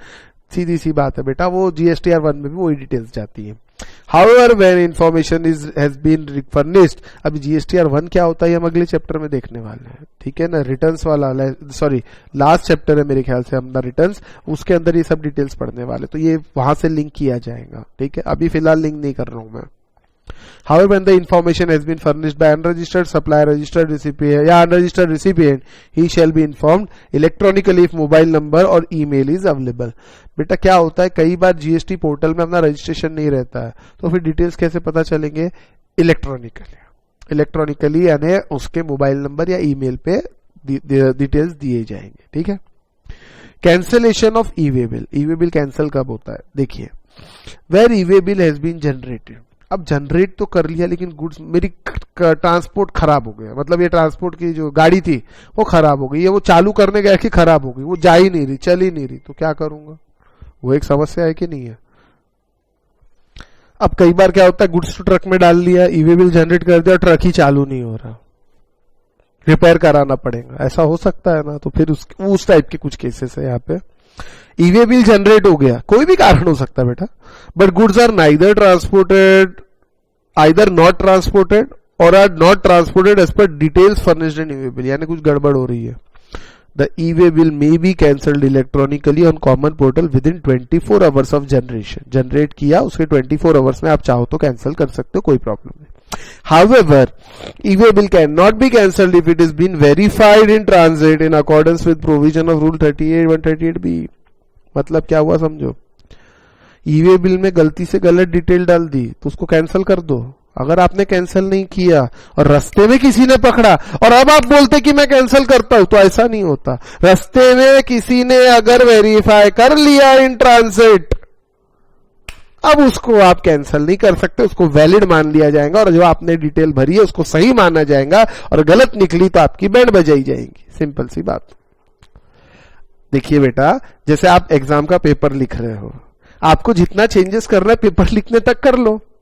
फिर paper अगर मेरे पास check होने आया और मैं check करूंगा, फिर आप बोलोगे क्या सर अभी नहीं, रुको चेंज करता हूं, मार्क्स दो. ऐसा होता क्या, नहीं, ठीक है. Further, unique EWB number generated valid for a period of 15 days from updation of Part B. Part A डाला, EWB number generate हुआ, Part B भरा, पूरा एक unique EWB number Part B के भरने से लेके 15 दिन तक वैलिड रहता है. आई बात समझ में? A very important topic now. Validity period of E-way bill, consolidated E way bill. E way bill हो नॉर्मल या कंसोलिडेटेड ई वे बिल हो. ई वे बिल नॉर्मल EWB 01 और कंसोलिडेटेड ई वे बिल EWB 02. GST ये फॉर्म नंबर है, पता है ना. बड़ा आसान है, जरा ध्यान देना. अप टू 100 किलोमीटर और सेकेंड है for every next 100 kilometre part thereof. ठीक है, अप टू 100 यानी 60 भी हो गया, 70 भी हो गया, 99 भी हो गया, अप टू 100 भी हो गया. 1 day validity period for from the relevant date. ठीक है, अब रेलेवेंट डेट क्या होती, सबसे जरूरी बात यह है, 5 मिनट में आता हूं उसके ऊपर रेलेवेंट डेट पे. 1 day in case other than over dimensional cargo. Sir over dimensional cargo क्या होता, ये पहले देख लो. It means cargo carried as a single indivisible unit. वो बड़े बड़े कंटेनर नहीं देखे आपने, कार्गो वो होते cargo container which exceeds the dimension limit prescribed in so and so motor vehicles.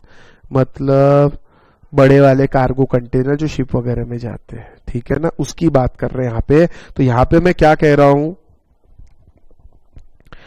1 day in case other यानी e way bill will be valid from the relevant date for 1 day. अब 1 day कैसे count करेंगे ये भी बताता हूं. Cases other than over dimensional cargo और multi modal ship in which at least 1 leg involves transport of ship.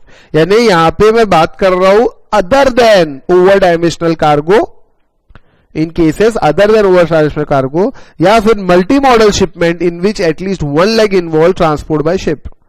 यानी ट्रांसपोर्ट बाय शिप, एक leg at least transport by ship है और उसके बाद उसको रोड से ट्रांसपोर्ट किया जाता है. उदाहरण के लिए दिल्ली से मुझे इलाहाबाद गुड्स भेजने हैं, तो मैं यूपी में कहीं तो भी भेजना है, तो मैंने पहले दिल्ली से इलाहाबाद गंगा रिवर से भेजा, यमुना रिवर से भेजा, एग्जाम्पल दे रहा हूं, यानी एक लेग ट्रांसपोर्ट बाय शिप है, और उसके बाद वहां से आ गए गुड्स, और उसके बाद मैंने भेजा रोड से।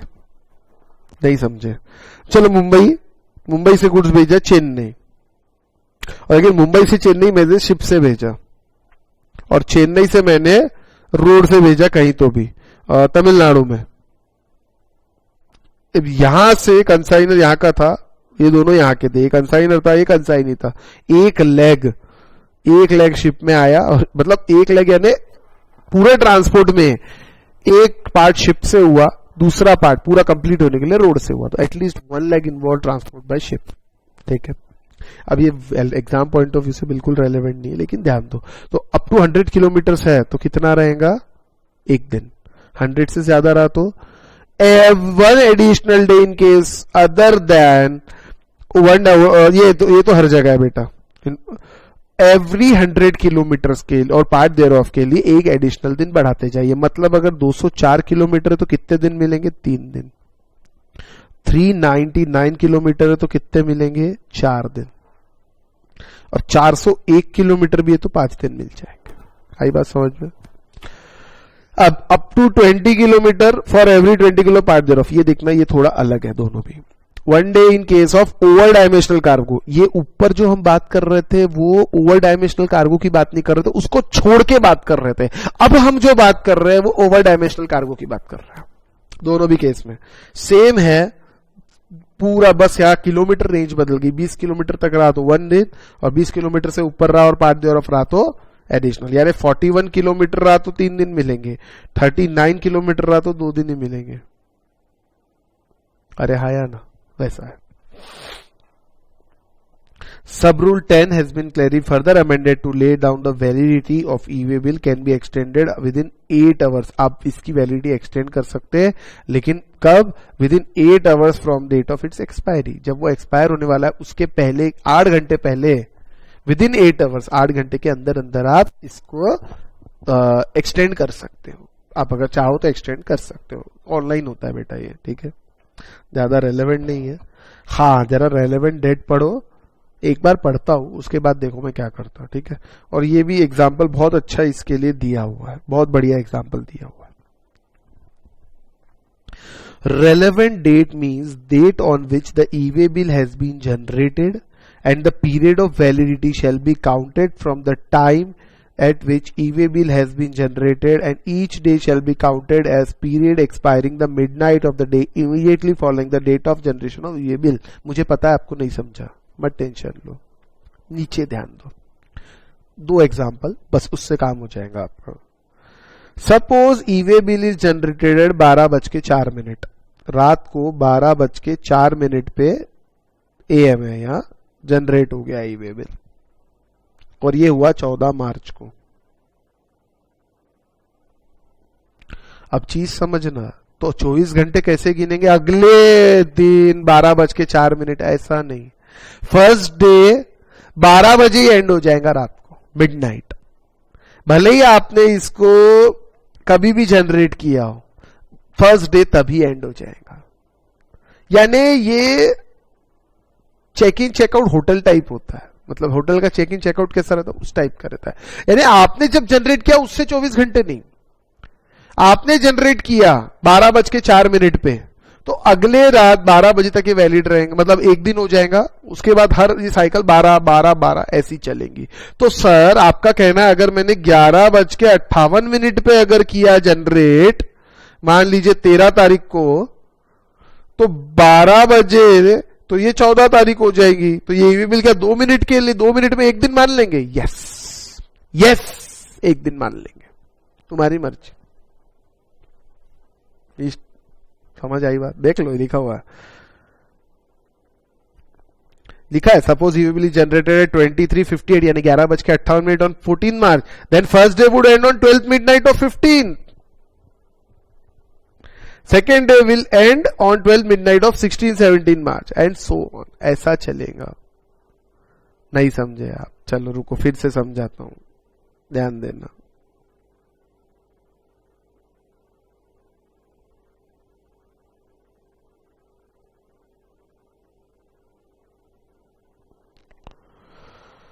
Suppose E way bill is generated on, ये तो आपको समझ गया, on 14th March, then first day would end on 12th midnight of 15-16 March.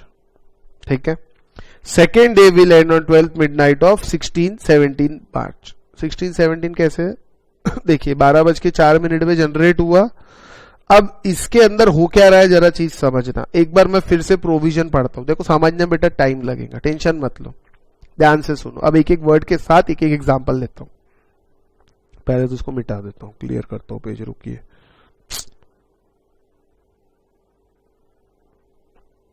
Relevant date का मतलब क्या? रेलेवेंट डेट से एक दिन, रेलेवेंट डेट से ये हमने पढ़ा था. Means the date on which e way bill has been generated. E way bill generate किस दिन हुआ? The period of validity shall be counted from the time at which the e-way bill has been generated, and each day shall be counted as period expiring at midnight of the day immediately following the date of generation of e-way bill. Immediately following the date, एक दिन बाद. अब ध्यान दो पहले example पे. Suppose e way bill is generated at 12 hours, रात के 12 बजे. ये रात के 12 बजे होते हैं 24 आवर्स क्लॉक के हिसाब से. ऑन 14 मार्च. 14 मार्च का नेक्स्ट फॉलोइंग डे कौन सा होता है सर? 15 मार्च होता है. समझ रहे बात? अब एक चीज समझ लो, ये मैं अगर बोलूं, देखिए 12 बजे तो 14 मार्च हो गई ना, तो इसको मैं 13-14 बोलूंगा. यानी डॉट 12 बजे 12 बजे 13 खत्म हुआ, 14 चालू हुआ. 14-15 दौड़ 12 बजे 14 खत्म हुआ, 15 चालू हुआ. 15-16 दौड़ 12 बजे 15 खत्म हुआ, 16 चालू हुआ. इसका मतलब ऐसा समझिए. ठीक है. अब ध्यान देना, अगर आपने इस दिन यानी 14 मार्च, अब ये 12:04 यानी ये कौन सी तारीख हो गई? ये 14 मार्च हो गई सर. ये 13-14 ना, हालांकि 12 बजे जनरेट करता तो 13-14 होता. मैंने 12 बजे जनरेट किया क्या? नहीं. मैंने कब जनरेट किया? 12:04 यानी 14 मार्च हो चुकी. इमीडिएटली फॉलोइंग, एक दिन जाने दो पूरा, एक दिन पूरा जाने दो. अब नया दिन कब से शुरू होगा? 15 तारीख से. 15 तारीख कब होंगी? रात को 12 बजे के बाद, अगले दिन. बराबर है. अब मिडनाइट ऑफ 12, मिडनाइट को 15 तारीख आएंगी, तो एक दिन के बाद से एक दिन काउंट होना स्टार्ट होगा. ऐसा इसका मतलब है. Immediately following the date of registration counted as, देखिए each day shall be counted as period expiring at midnight of the day immediately following the date of registration. Come on, there date of generation. Date of generation 14, उसका एक दिन कब खत्म हो रहा? 15 तारीख को. बराबर है. Immediately following day, immediately following. कब एक्सपायर होगा e way bill? Come on, for period expiring at midnight of the day immediately following. 15 तारीख, 14 तारीख से 15 तारीख का 15 तारीख से एक दिन कब एक्सपायर हो रहा? आगे और एक दिन, यानी 2 दिन मिल गए इनडायरेक्टली. समझ लेना बात. यानी कैसा हुआ समझ लीजिए. अब ये फर्स्ट डे कब एंड होगा? 15-16 के मिडनाइट को. यानी यहां जनरेशन हुआ, ये एक दिन आगे गया 15-16 के मिडनाइट को. और अगर ई-वे बिल जनरेट हो गया इस तारीख को, तो बेटा चीज समझो, यहां 14 तारीख थी. डे इमीडिएटली फॉलोइंग 14 के 15, इमीडिएटली फॉलोइंग 2 मिनट के लिए भले ही आपने जनरेट किया, 2 मिनट के, लेकिन वो दिन काउंट हो जाएगा. डे इमीडिएटली फॉलोइंग यानी 15 आ जाएगा. तो यहां पे 16-17 नहीं मिलेगा सेकेंड डे के लिए. 15-16 के मिडनाइट को फर्स्ट डे कंप्लीट हो जाएगा. Second day will end on 12 midnight of 16-7. और ध्यान से पढ़ना, समझ जाएगा. ठीक है. इससे ज्यादा मैं नहीं समझा सकता. The validity of e-way bill starts when first entry is made in part B, that is a vehicle entry is made first time in case of road transportation, a first road transport document, entry in case of rail, air, ship transportation, whichever is the first entry, वहां से start हो जाएगा. part B जैसे ही आपने first entry करी. It may be noted that validity is not recalculated for subsequent entries. रीकैल मतलब बाद में, जैसे पार्ट बी में एंट्री चेंज होती है ना, अभी देखा था ट्रांसपोर्टर बदल गया, तो उसको रीकैलकुलेट वैलिडिटी नहीं होगी, टोटल वैलिडिटी पकड़ी जाएंगी. ये बात ध्यान रखना. ठीक है ना. इसके बाद A consignor hands over his goods for transportation on Friday to the transporter. अब एग्जाम्पल दिया हुआ है यहाँ पे बहुत अच्छा, फ्राइडे को आप ट्रांसपोर्टर को दे रहे हो, ठीक है. However, the assigned transporter starts the movement of goods on Monday. आपने दिया फ्राइडे को, लेकिन मंडे को उसने मूवमेंट स्टार्ट किया, तो वैलिडिटी कहां से स्टार्ट होगी? जब तक पार्ट भी अपडेट नहीं होता. अब पार्ट भी कब अपडेट कर रहा है उस पर डिपेंड करता है. In the given situation consigner तो फ्राइडे को ही फिल कर देगा पार्ट ए और गुड्स कर दिया हैंड ओवर, लेकिन transporter is ready to move, he can file part B that is assign to transporter, he can file detail on Monday. तो वैलिडिटी कहां से स्टार्ट होगी? मंडे से. यानी ईवेबल जब पार्ट ए पार्ट बी दोनों complete हो जाएगा उसके बाद से वैलिडिटी स्टार्ट होगी. सिंपल सी बात है, ठीक है. इसको एक बार और ध्यान से पढ़ना, क्लियर हो जाएगा आपको. एक्सटेंशन कर सकते हैं, हाँ बिल्कुल कर सकते हैं. Extension by commissioner for certain categories of goods. Commissioner may on recommendation of council by notification extend the validity period of an e way bill for certain category of goods as may be specified therein. Extension by transporter in exceptional circumstances. कुछ exceptional circumstances रहते हैं, वहां भी transporter को power दिया है कि वो एक्सटेंड कर सकता है, लेकिन 8 घंटा वाला हिसाब है, देख लो.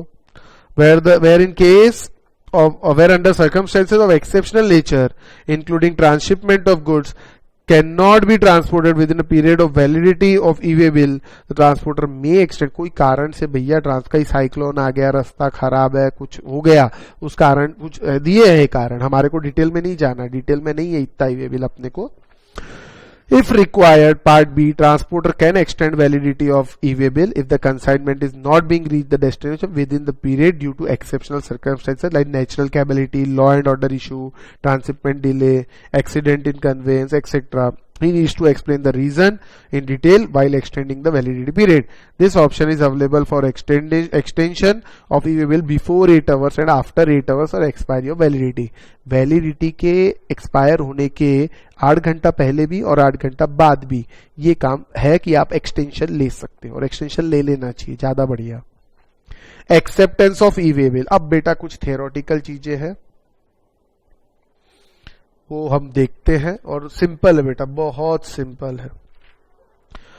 The details of e way bill generated shall be made available to. E way bill generate किया तो किसको डिटेल अवेलेबल रहती है? Supplier if registered where the information in part A has been furnished by recipient और ट्रांसपोर्टर जो भी. recipient if registered by information in part A has been furnished by supplier, transport कोई भी रहे, ये सबको इंफॉर्मेशन एक्सेस रहती है कॉमन पोर्टल के ऊपर. और supplier recipient as the case may be shall communicate his acceptance or rejection of the consignment covered by e-way bill. तो ई-वे बिल में भैया कंसाइनमेंट है, उसका एक्सेप्शन या रिजेक्शन उसको कम्युनिकेट करना पड़ता है. In case the person to whom information in part is made available does not communicate his acceptance or rejection within specified time, it shall be deemed that he has accepted the said detail. मतलब देखिए, acceptance rejection communicate करना पड़ता है कि आपका है कि नहीं है. अगर आपने कम्युनिकेट किया तो वेल एंड गुड, नहीं किया तो कोई बात नहीं. 72 घंटे में अगर आपने नहीं किया तो हम ये मान लेंगे कि ये आपने कम्युनिकेट नहीं किया ना, मतलब ये आपने एक्सेप्ट कर लिया, मौन समर्थन दे दिया. आपने कम्युनिकेट नहीं किया मतलब आपने एक्सेप्ट कर लिया, ऐसा मान लिया जाएगा. ठीक है. Time limit specified for this purpose is 72 hours of details being made available on the common portal or time of delivery whichever is early. ठीक है, विशेष रेलेवेंस नहीं है ये चीजों का. E way bill generated in one state in valid अंदर. सीधी सी बात है भैया, ई-वे बिल एक स्टेट में जनरेट होगा तो सारे स्टेट्स में वैलिड होगा. ये वन नेशन वन टैक्स है. ठीक है. कुछ इंपॉर्टेंट पॉइंट्स है, जरा ध्यान दो. It is not valid for movement of goods without vehicle number on it. उसके ऊपर व्हीकल नंबर लिखा होना चाहिए, number 1. Once e-way bill generated, it cannot be edited for any mistake. उसको कैंसिल ही करना पड़ेगा, फिर से नया बनाना पड़ेगा. एडिशन रेक्टिफिकेशन का ऑप्शन नहीं है. ई-वे बिल में भी updated by vehicle number any number of times. बेटा कई बार ट्रांसशिपमेंट का केस होता है तो व्हीकल नंबर चेंज करना पड़ता है. It any number of times आप उसको अपडेट कर सकते हो व्हीकल नंबर के लिए सिर्फ. Latest vehicle number should be available on e way bill and should be match with the vehicle number carrying if check by the department. रास्ते में गुड्स आ रहे, डिपार्टमेंट ने रोका और उस पे जो vehicle number e-way bill pay लिखा है वो मैच होना चाहिए. आप ये नहीं बोल सकते अरे मैंने वो अभी गुड व्हीकल चेंज किया, मैं अपडेट करना भूल गया. तो ऐसा नहीं होता, आपको फ्रॉड का केस मान लिया जाएगा. आई बात समझे? यानी जो e-way bill pay vehicle number लिखा है, अगर डिपार्टमेंट ने चेक किया तो वही व्हीकल नंबर पे गुड्स होने चाहिए. ये बात ध्यान रखो, फिर आपके कोई बहाने नहीं चलने वाले. सिचुएशन इन वेयर, ये बहुत इंपॉर्टेंट है बेटा, बहुत important, where e way bill is not required to be generate, कुछ ऐसी सिचुएशन जहां ई वे बिल की जनरेशन नहीं है, 50,000 से कम वाला तो है, उसके अलावा भी है। Where goods being transported are one given below, ये कुछ अगर ये गुड्स आप ट्रांसपोर्ट करते हो तो ई वे बिल बनाने की जरूरत नहीं है, बहुत सिंपल है, ये आप लोग पढ़ सकते हैं, कोई जरूरत नहीं है पढ़ाने की। इसमें इंपॉर्टेंट क्या है, ये 3 याद करके जाना, बस इतना भी याद कर लिए तो बहुत है। इन गुड्स के केस में ई वे बिल बनाने की जरूरत नहीं है। Goods are being transported by non motorise conveyance, non motorise conveyance हाथ गाड़ी, बैलगाड़ी, यानी मोटर नहीं है, हाथ से ले जा रहे, बैल के थ्रू ले जा रहे, हाथ गाड़ी उसके थ्रू ले जा रहे हैं, तो भैया कोई जरूरत नहीं है बिल बनाने की। फिर goods are being transported from custom port, airport, air cargo, land custom station for clearance, मतलब इनमें भी ई बिल बनाने की जरूरत नहीं। कस्टम्स डिपार्ट, कस्टम्स में पढ़ोगे बेटा ये सब चीज, आप सिर्फ कस्टम नाम आता है तो समझ लेना ई बिल की जरूरत नहीं है, ठीक है। In case of movement of goods within such areas are notified under Rule 3814D of State Union Territory Rules in the particular state, ये तो इसको जाने दो क्योंकि सीए फाइनल के अंदर है, यानी रूल, इस रूल के अंदर कुछ जगह स्टेट में नोटिफाइड है जहां ई बिल बनाने की जरूरत नहीं है। वेरी इंपॉर्टेंट, ये 3 ध्यान रखना। Where the goods other than de-oiled cake being transported are exempt from tax wide notification number so and so, यानी एग्जेम्प्ट गुड्स के केस में, काय में, कम ऑन, एग्जेम्प्टेड गुड्स है, अगर गुड्स एग्जेम्प्ट है, एग्जेम्प्ट गुड्स के केस में ई वे बिल नहीं बनाना पड़ता, लेकिन डी ऑयल्ड केक ये एग्जेम्प्ट है, लेकिन इस केस में बनाना पड़ेगा ई वे बिल। समझ आई बात। Where the goods being transported alcohol, liquor for human consumption, crude oil, high speed diesel, motor spirit, natural gas, इसमें भी बिल बनाने की जरूरत नहीं है। Where the supply of goods being transported treated as no supply under Schedule 3, neither supply of goods nor supply of service, ऐसे goods है तो भी बिल बनाने की जरूरत नहीं है। अब बेटा बाकी भी है, इंपॉर्टेंट नहीं है एग्जाम पॉइंट ऑफ व्यू से, लेकिन आप इसको पढ़ सकते, इनमें समझाने जैसा कुछ नहीं है। ये जो यहां से पॉइंट है ना, HIJKLMN, समझाने जैसा कुछ नहीं है, इसको आप पढ़ सकते हो, यानी इन केसेस में ई वे बिल बनाने की कोई जरूरत नहीं है, ऐसा मेरा कहना है। आई बात समझ में, ई वे बिल बनाने की कोई जरूरत नहीं है, ठीक है। चलिए तो आप थोड़ा और देखेंगे। ये प्योर थेरोटिकल चीजें बेटा, बहुत आसान है, नहीं भी पढ़ाओ तो चले, लेकिन समझ लेते हैं। Documented devices to be carried, अब ये सब प्रैक्टिकली आया नहीं। देखिए बेटा एक डॉक्यूमेंट है RFID, radio frequency identification device, documented devices to be carried out by person in charge of conveyance. Person in charge मतलब जो कन्वेंस चला रहा है, ट्रक ड्राइवर या जो इंचार्ज है उसका कंडक्टर साथ में। The person in charge of conveyance shall carry the invoice or bill of supply delivery challan as the case में be, copy of e way bill in physical form or e way bill number in electronic form or map to RFID, फिलहाल ये नहीं है, ठीक है। Embedded on the conveyance, एक reader रहेगा conveyance पे, इतनी प्लानिंग है गवर्नमेंट की कि हर कन्वेंस पे एक रीडर लगाएंगे, और गवर्नमेंट के पास अगर डिपार्टमेंट वाला रुकता है उसके पास भी एक चिप रहेगी, मतलब एक डिवाइस रहेगा, जैसे ही उसके अंदर वो घुसाएगा डिवाइस में तो सब कुछ उसको डिटेल मिल जाएंगी। नहीं समझे, मैं बताता हूं। एक रीडर लगेगा, वो रीडर के अंदर इलेक्ट्रॉनिकली सब कुछ अपलोडेड रहेगा और वो हर कन्वेंस पे रहेगा, कन्वेंस यानी हर ट्रक पे, और डिपार्टमेंट के पास एक चिप वाला कार्ड रहेगा, जैसे ही वो उसके अंदर डाल देगा उसको सारी डिटेल्स मिल जाएंगी डिपार्टमेंट को कि इस ट्रक में क्या क्या लोडेड है, क्या कौन कौन से ई वे बिल का माल लोडेड है, ऐसा, ठीक है। अब ये सब प्रैक्टिकली फिलहाल नहीं आया है, ठीक है, लेकिन एक्सेप्ट रेल, एयर, वेसल, ये सिर्फ रोड ट्रांसपोर्ट के लिए अवेलेबल एप्लीकेबल है। Invoice reference number in lieu of tax invoice चलता है। A registered person may obtain an invoice reference number from common portal by uploading on said portal the tax invoice issued by him in prescribed form and produce the same for verification by proper officer in lieu of tax invoice. In number shall be valid for a period of 30 days from the date of uploading. ठीक है, In such a case, registered person will not have to upload the information in part A of e-waybill for generation of e-waybill, and same shall be auto-populated by common portal on basis of information furnished in prescribed form. अगर registered person prescribed form में invoice number generate करता है तो auto populate हो जाएगा वो part A के अंदर e-waybill में, तो नया generate करने की कोई जरूरत नहीं. auto populate मतलब जैसे GSTR1 फाइल होता है तो सामने वाले के GSTR2 में auto populate होता है, वैसे ही यहाँ पे होगा. ठीक है बेटा, एग्जाम पॉइंट ऑफ व्यू से कोई रेलेवेंट नहीं है.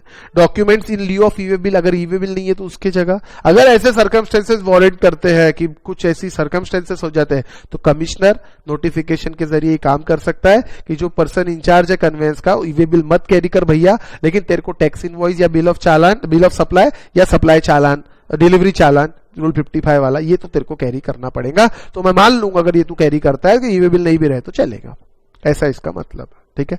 Verification of document and conveyance, बेटा ये भी सब थ्योरेटिकल है, मैं नहीं पढ़ाऊंगा.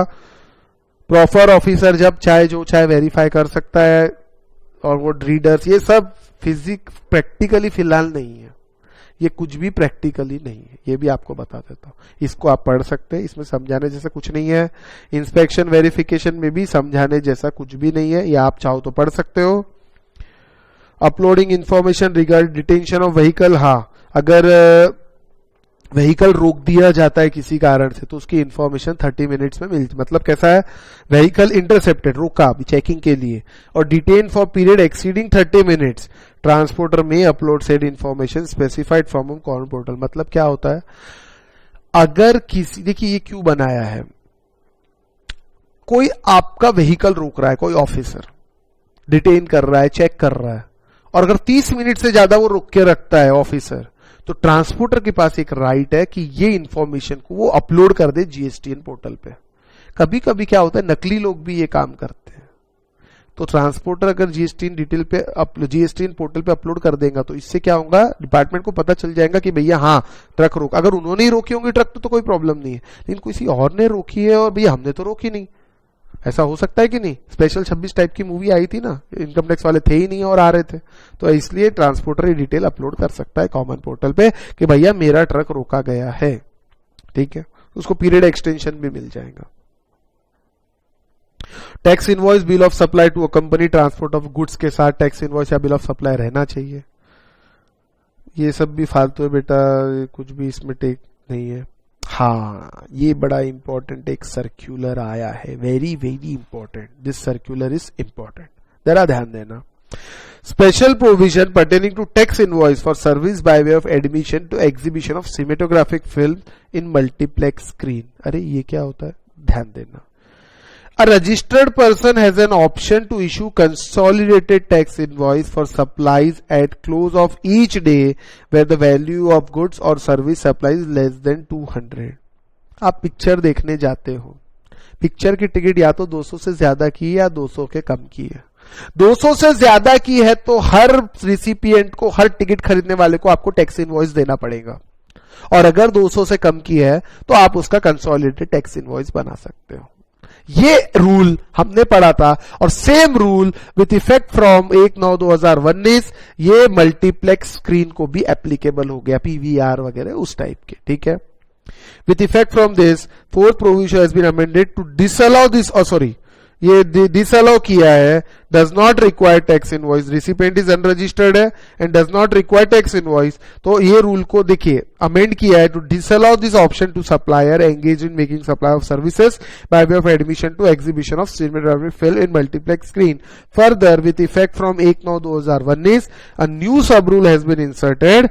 Accordingly, a registered person who is supplying service by way of admission to exhibition of cinematographic films in multiplex screen shall be required to issue an electronic ticket. उसको करना पड़ेगा compulsorily. The said electronic ticket को ही tax invoice मान लिया जाएगा, even if it does not contain details of recipient. Details का नाम, कभी आपसे नाम पूछा क्या, उसने नहीं पूछा, लेकिन उसको इनवॉइस मान लिया जाएगा. but contains other information as maintained in Rule 46.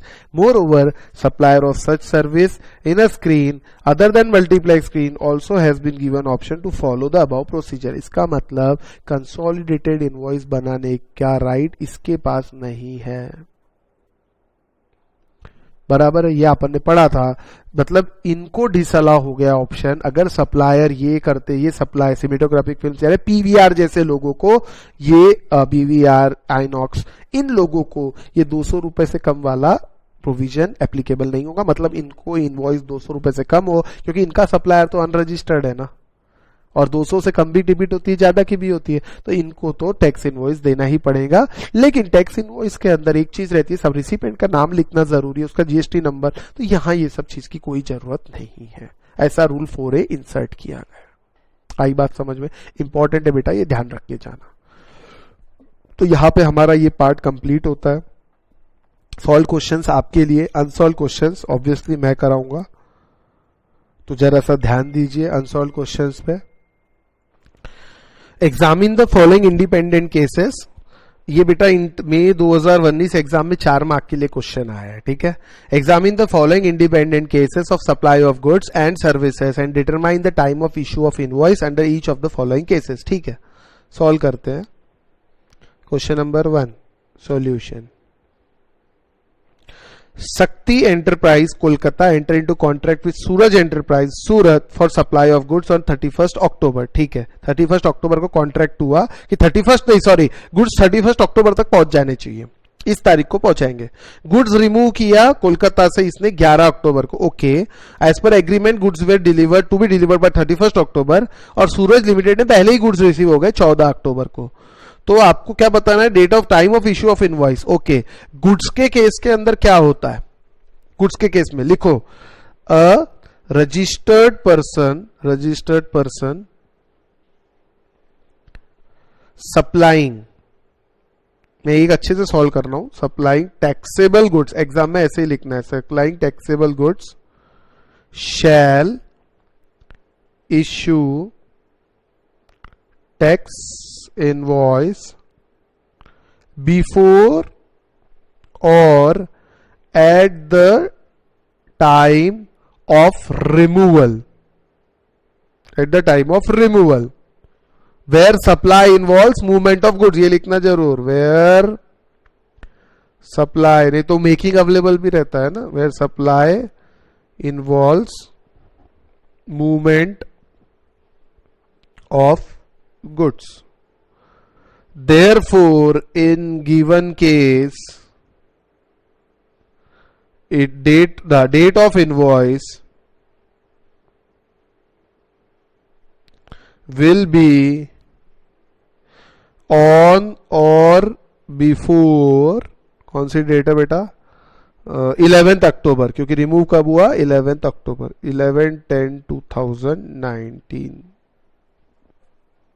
आई बात समझ में? ठीक है, ये आपका पहला हो गया। दूसरा क्या पूछा है? Trust and fun event management company has provided its service for event at Kapoor film agency Mumbai on 5 June, 5 June को सर्विस प्रोवाइड हुई, पेमेंट आया 19 जून को। पेमेंट से मतलब नहीं है before or at the time of service provision but with in 30 days. तो issue of invoice की डेट क्या हो गई? 5 जून से 30 दिन, 5 जुलाई। अरे हाँ कि ना, 5 जुलाई तक इनवॉइस इशू हो जाना चाहिए। कितना आसान क्वेश्चन है, ऐसा ही उसमें लिखना है। अब इसमें क्या लिखना है?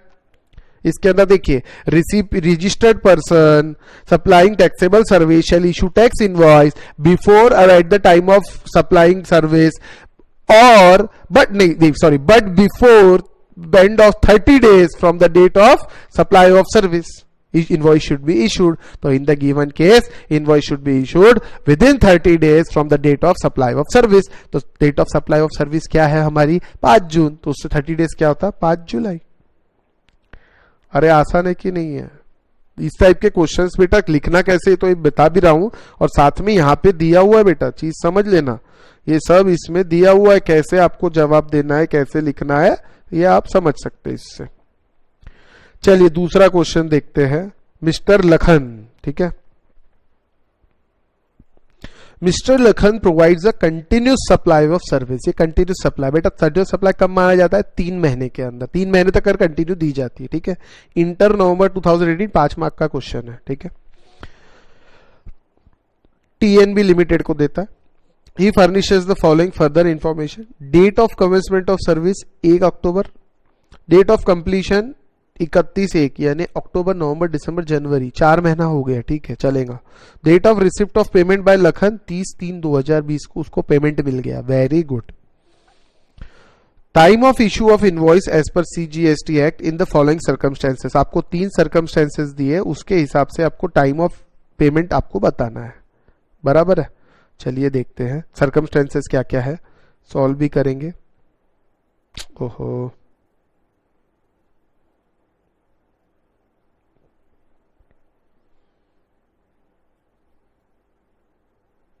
क्वेश्चन नंबर 2, इसका पहला, इसमें 3 पार्ट है ना बेटा, 3 पार्ट में आंसर देने, पहला, दूसरा और तीसरा, तो हम भी वैसे ही करेंगे। If no due date for payment is agreed upon by both under the contract of CSS, यानी कंटिन्यूस सप्लाई ऑफ सर्विस के कॉन्ट्रैक्ट में कुछ ड्यू डेट नहीं है, मतलब कॉन्ट्रैक्ट से ये नहीं पता चल रहा कि पेमेंट कब होने वाला है या इनवॉइस कब देना है, ऐसा कुछ तो भी कॉन्ट्रैक्ट से पता नहीं चल रहा। तो ध्यान देना, when due date of payment is not ascertainable from the contract, then the invoice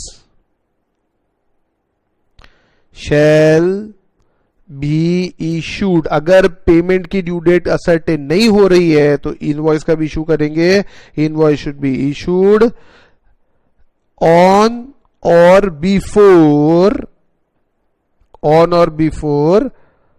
should be, एक second, invoice should be issued either before, BE, before, और at the time when supplier receives payment, when supplier receives the payment, ठीक है। तो इस case के अंदर जरा देखिए, अब मालूम तो है नहीं सप्लायर को पेमेंट कब मिल रहा, 30/3/2020 को, यानी क्या होगा, 10 the invoice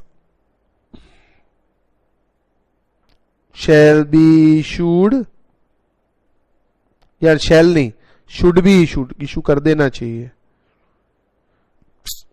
invoice should be issued either before, BEFOR, before, or on, before or on 30/3/2000, कितना है, 2020। समझ आई बात।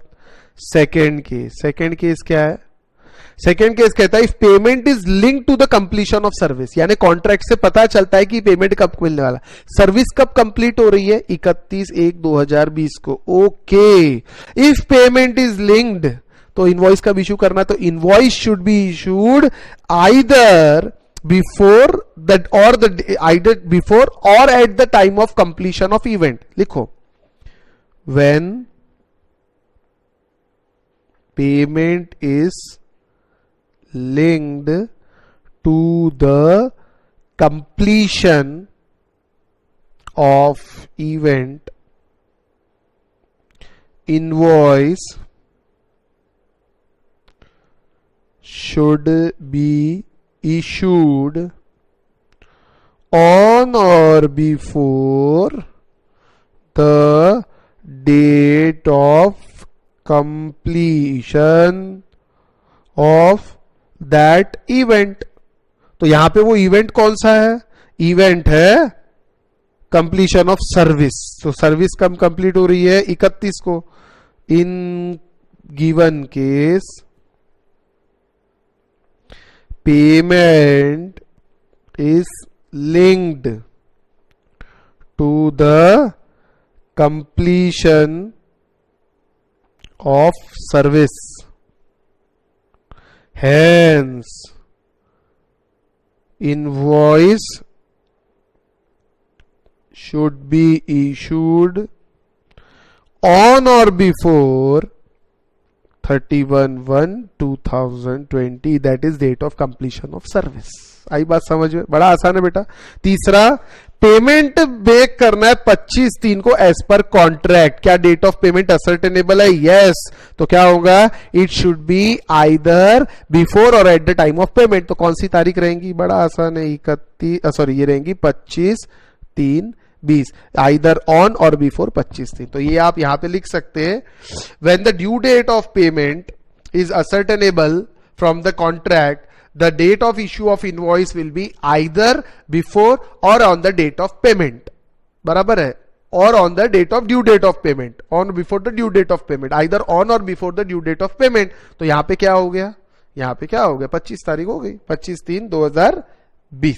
ठीक है, आसान था बेटा ये भी। चलिए एक और क्वेश्चन है, वो भी देख लेते हैं, कार्तिक वाला। Kartik and company registered supplier, ये बहुत इंपॉर्टेंट क्वेश्चन है बेटा, बहुत अच्छा क्वेश्चन है, बहुत अच्छा। Karthik and company registered supplier under GST, providing the following information regarding various tax invoices issued by it during the month of March. Value of supply charged in invoice was 2.5 lakh against the actual taxable value of 2,30,000.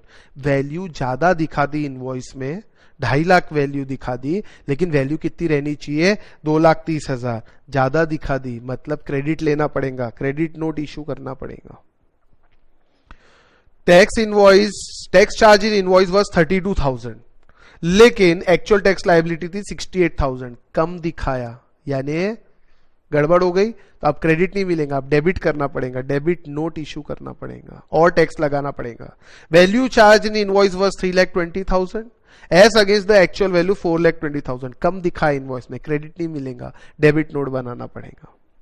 अब सवाल क्या है वो देख लो। Kartik ask you the following question, who shall issue debit note and credit? अरे कौन, क्या तू करेगा भैया? कौन इशू करेगा? सिंपल सी बात है। अरे यार, क्वेश्चन नंबर 3 पहला, द डेबिट नोट या credit note, credit note shall be issued by Kartik limited, Kartik and company है क्या? Kartik and company, that is the supplier. ये कौन है? सप्लायर ऑफ गुड्स, उसको करना पड़ेगा, सीधा है। सेकेंड, अब दूसरा क्या पूछा है आपसे, देख लो पूछा क्या है। वेदर डेबिट नोट और credit note has to be issued in each of the above cases and if so quantify the amount. बहुत आसान है। फर्स्ट केस, पहले केस में क्या हुआ था देख लो भैया। पहले केस में उसने क्या किया, सप्लाई इनवॉइस का 2.5 था, उसने 20,000 का क्रेडिट नोट। फर्स्ट केस में a credit note is to be issued of amount ₹20,000। 20,000 का एक क्रेडिट नोट इशू करना पड़ेगा फर्स्ट केस में, और क्या।